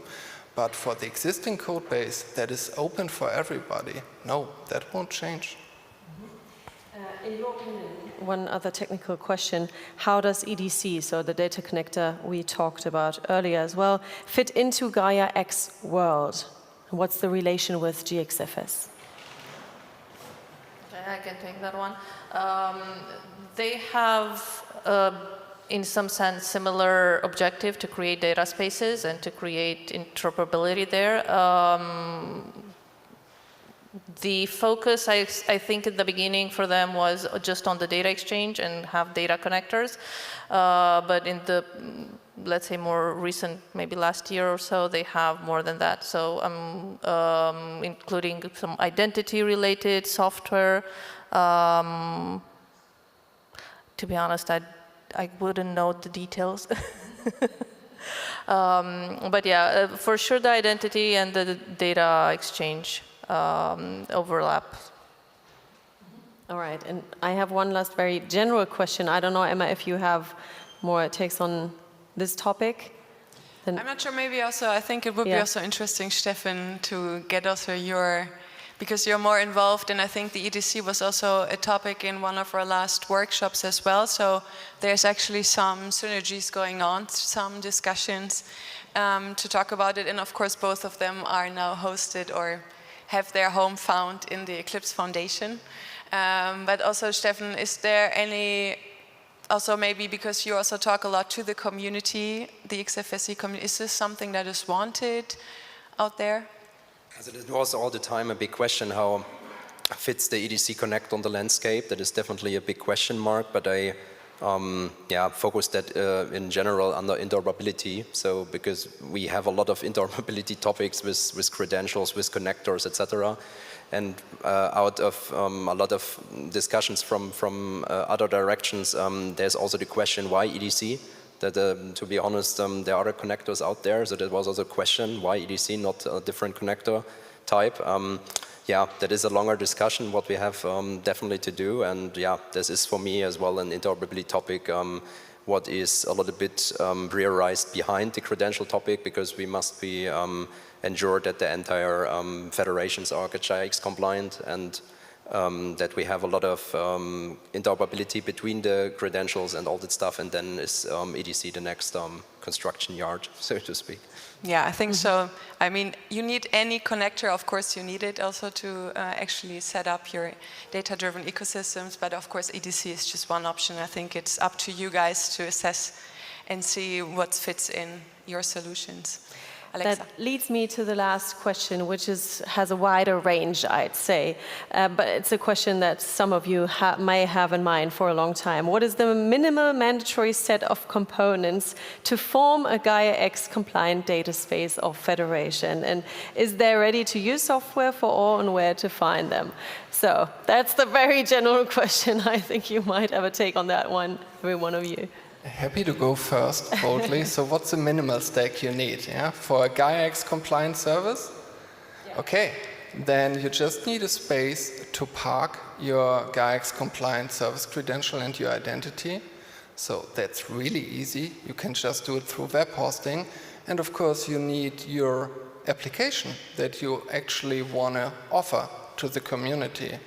So that said, you don't need a lot of components. It really depends on the ecosystem functionalities you want to use. And every project is well advised to make that selection.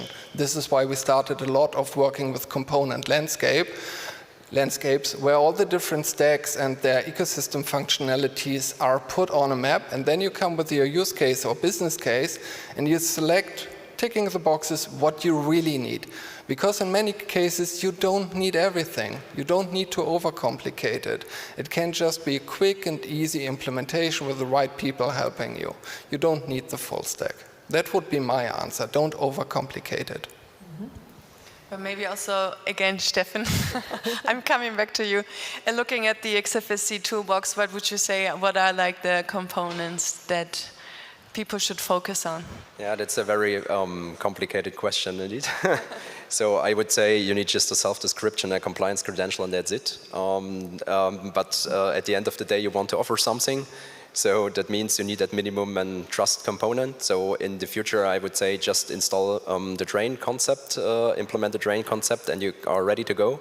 For now, you need a little bit more. You need some OCM, some credential managers to establish the trust.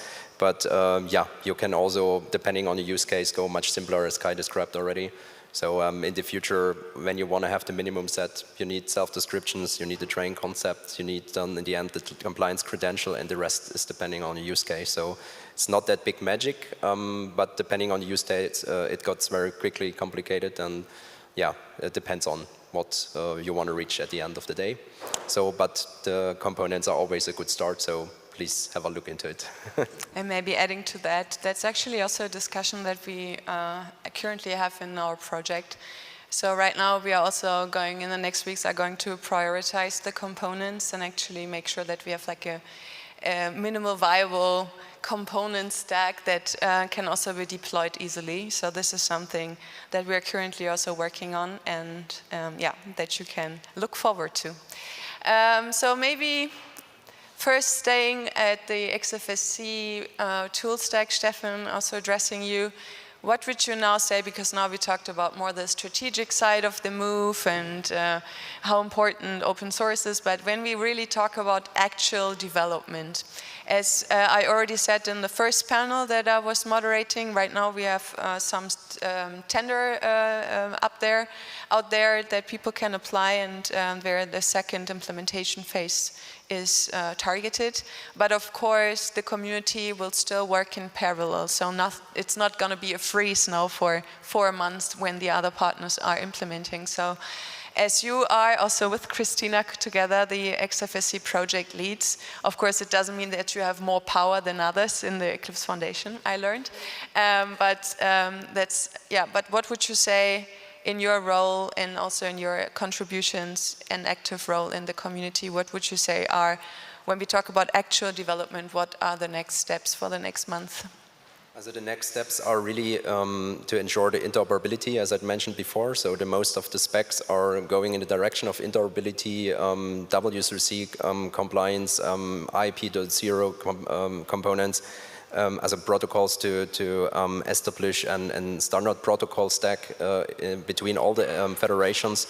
And I think the way forward is simply to ensure as well, together with the Gaia-X Association, the specifications around that the interoperability is simply given in the future. So Kai mentioned it already, we are almost there. It's on the horizon. There here and there some spec changes necessary, and then everything is fine. And then we go ahead with some new features driven by the community, like, for example, the content management, what was requested, and some capabilities around special use cases, like, for example, cloud PCM or special PCM enhancements and things like that.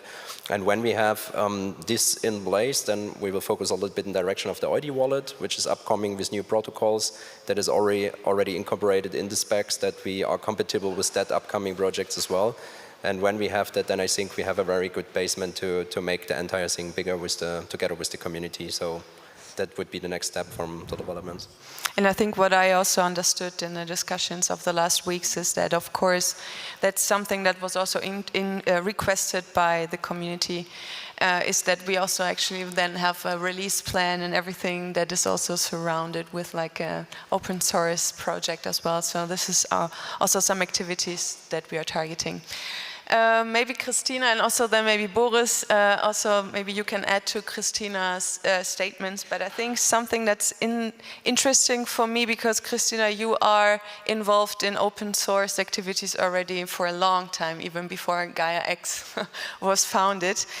What would you say, with your experience in mind, what would you say is the maturity level of the open source mindset in the Gaia-X community? So how do you envision like the perfect open source community, and where do we stand with Gaia-X? Okay, so I'm going to be a little bit rough here. If I would be willing to go from one, which is open source is code on the internet, to, you know my pain, to let's say 5, which is a thriving open source community, I would say we're kind of 2.5. So past the first point, because there was a lot of support from Eclipse when it comes to governance, and I love your handbook. If you need some guidance into any question about open source, just go to the Eclipse handbook. We're past that point where just misconception about open source is code on the internet. We have this move with Eclipse where a lot of people had to get out of that into, okay, what does governance mean? But I think we still have some way to go into the next step, where you build a thriving community, and although developers will hate me, we need documentation. We need a lot of documentation specific for the project, so that when you get a newcomer joining, they can answer the questions that they have themselves the same way we use the handbook now for general open source. But for the project itself, would be, okay, I'm interested in, let's say, identity, which are the components, and then you can answer your question yourself. You don't need to go and book time with somebody to explain it to you. So that would be, let's say, the next step that I would focus on. And then you have the release that you mentioned, to also be able to answer the question, what's next? That's basically it. And then you get, let's say that would be step 3. And then you get it running and you get it growing, and then it's a de facto standard. Okay, I mean, the positive thing is that we have some room for improvement. So we have some things to think ahead. Boris, because I mean, you're not that heavily involved in Gaia-X itself, but you rather have a different perspective on things. And now also we heard that, of course, XFSC is not the only project that you're hosting within the Gaia-X. What's your take, like, from your experience as an outside your perspective, in your outside perspective, what's your take? What do you think? How far are we with Gaia-X in terms of open source? Or where would you see also as a Eclipse Foundation more improvements? So the first thing, it's quite big and complex, so I guess that some parts are more mature than others. Some projects are already thriving, so there are some good maturity at some point, and there is some room for improvements elsewhere. As for XFSC, the project is new, so we will see. I think everything is prepared for a good setup, so it should be okay. And then regarding the awareness, well, it really depends on the companies and the projects. Generally speaking, have a look at the handbook. Thank you. We are here to help. So if you have any question, just reach out. At the Eclipse Foundation, there are a bunch of people who can answer questions, who can provide some form of, having a call, a quick presentation of the principles of open source or anything else. So just reach out and we will help with awareness and so on. But There might be some room for improvement, that's true, yeah. And maybe before we go into the closing statements, I think to end this on a positive note, Kai, as you have been involved in the Gaia-X activities from the beginning, I think you were actually, I believe so, the first member of the community within Gaia-X. What would you say, looking back to, how many years has it been now? 3, 4 years? 4 years. What would you say were your biggest achievements in terms of community building, or what are your main highlights that you also want to point out here? First of all, I would like to say, not the first community member. There have been others, and they are well remembered. To give some honorable mention, for example, to Marius Feldman, Cloud and Heat team, who kickstarted all that and took that up as an open working group for everybody. So thanks to you all for spearheading this. And I think in this room there are quite some people who have been there before me. And I really like that you stuck with it, right? And you created and you build on and on. So what are the most remarkable achievements I have witnessed in, I would say, my 2 years in Gaia-X? When we started early, it was specifications, and it was a lot of specifications, right? It was not like I read that and now I understand Gaia-X. But from there, everything evolved at a rapid pace. We have seen open ecosystems. We have seen working software. We have seen the trust framework. This year, we've seen first production transactions, including real monetary transfers. We have seen pan-European ecosystems spawning with nodes in every country, actors from different industries and domains working together now, working on the same standards. And we see this all growing by the hard work of European institutions and citizens jumping in, and they do it because they think it's really necessary and it's an advantage, and it will also help our business to flourish and become more competitive. And this being realized, is just amazing to see. These inspiring, highly engaged people now creating real ecosystems that are up and running. Not everything is in production. Not everything has the right TRL yet.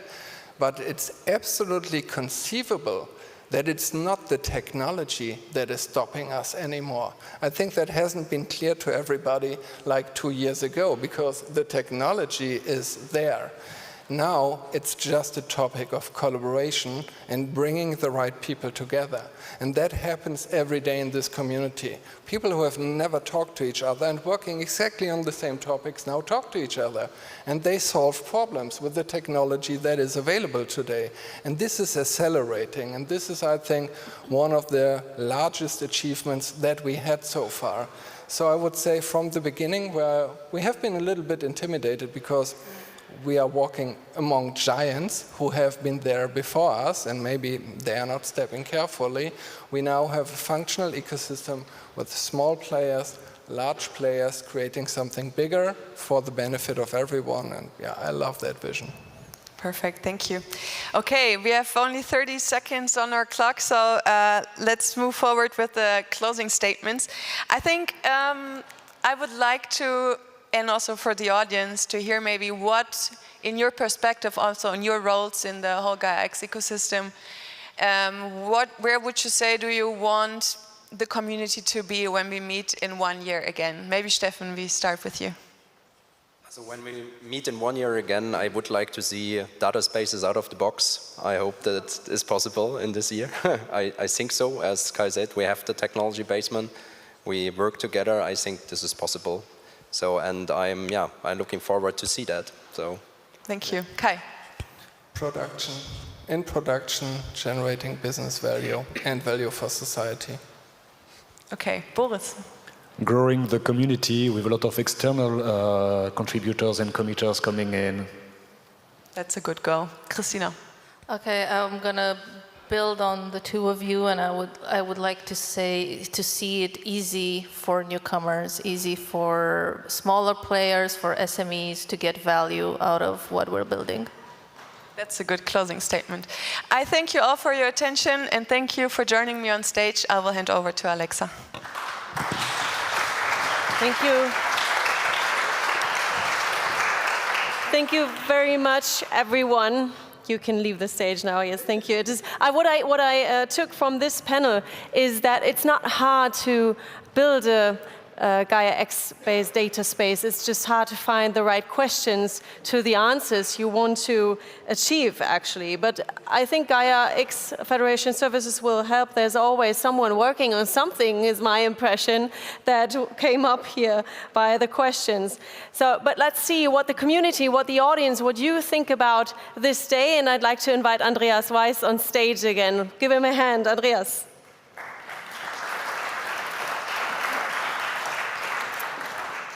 I suppose you listened closely to what has been said here on stage, and you looked into the workshop as well. So what do you take from this day, first of all? Yeah, first of all, I think for some of you, today's session were kind of roller coaster journey. We started on a very high level where we talked about objectives, and then we went into this deep valley of technical interoperability, tried to showcase some hands-on samples, and then flow around to some future outlooks. But I think it is important, and intentionally we said, this is not a Gaia-X session, this is GXFS session. So it was our idea to bring you the practical things out of this community work closer. And we don't discuss the pros and cons of Gaia-X. We discuss how to move forward jointly. And today we see this diversity of opinions. We see the guys who are in the hackathon room with all the hot brains there. And I think we need to get closer together on these topics. And so to some extent, you need this different views from different actors, and all of them are of relevance to bring this initiative forward. So this is my finding here. Yeah, we had a lot of experiences shared here on stage. We had the pitches where we went deeper into use cases. That was really interesting as well. Were there some moments or quotes you remember of today's program? What do you keep in mind? Well, I don't want to highlight special sentences. I think when we just look at the final statements here, this is really the way to go. So have a goal, consider what is realistic within 1 year, where do you want to be, and then do everything to get there, and try to be focused on what you're doing, and keep open-minded to other ideas, but don't let you stop on this journey. And when we talked about this change of culture, especially for large enterprises, how to collaborate in the future, and why do we think we need open source at least at the baseline, where we have a common understanding, all these standards and the interoperability. And then it's very clear that some companies will build on this with closed source, and I think this is fair enough, because then we are talking about intellectual property, and any of the companies must protect their assets, and but we need this balancing between an open and transparent core layer, and then evolve from there, and you can do anything in this direction, but at least be committed to provide your feedback to give the community something back for this initiation. That's what I will keep in mind, the mindset change that we mentioned at the beginning, that Arjan pointed out in his pitch as well. And I remember the word to square the circle. That's actually, Thomas, you said that in German, I looked it up. To square the circle, that's what we are doing right now. We should keep that in mind by doing it, but we achieved a lot already, and that should be kept in mind as well. So if you, and I ask the audience as well to summarize the day, if you have any feedback, please be welcome to put it into Slido. We don't put it out there, it's completely anonymous. You can just add text to it and give us some feedback back from the community to the stage. Andreas, last question. Taking into account today, what are you now looking for tomorrow? before we have tomorrow, we have our networking event. And I think this is my highlight of today, that we are coming together here, that we talked what we have learned today and what we would like to discuss tomorrow. So this is the most important part here. And of course, then we are going to start again with some strategies, how to evolve it. Then we have this governance pitch, as I mentioned. And I think our opening panel already indicated there's also room for clarification. So in this sense, let's go into these areas. And then my next highlight will be what has happened in these downstairs rooms when we get a summary of, are we now at a level where the community is capable to uptake what we prepared? Where do we need to improve ourselves? I heard today documentation is key to engage people instead of individual education. We need to be as transparent and as helpful that people can serve themselves and do some self-learning exercises. So everything what we take from today and tomorrow, this is our feedback to improve the work for the next couple of months. Yeah, I'm very, very curious to hear about the tech workshop tomorrow as well. So, at the beginning of the day, you didn't want to point out your favorite slot on the program. I knew it is the networking evening, and that's why we are going into it right now. We all wish you a joy and fruitful networking evening. Be our guest, or to be precise, be the guest of Plus Server and Ionos. Enjoy food and drinks in St. Elizabeth in the church next door. We are starting what we call Gaia-X Roadshow at 6 p.m. So you have a few minutes left to refresh yourself. And we expect you back here at 9:45 tomorrow morning, so don't exaggerate. Or just don't, yes, do exaggerate, no problem. Enjoy the evening. See you tomorrow.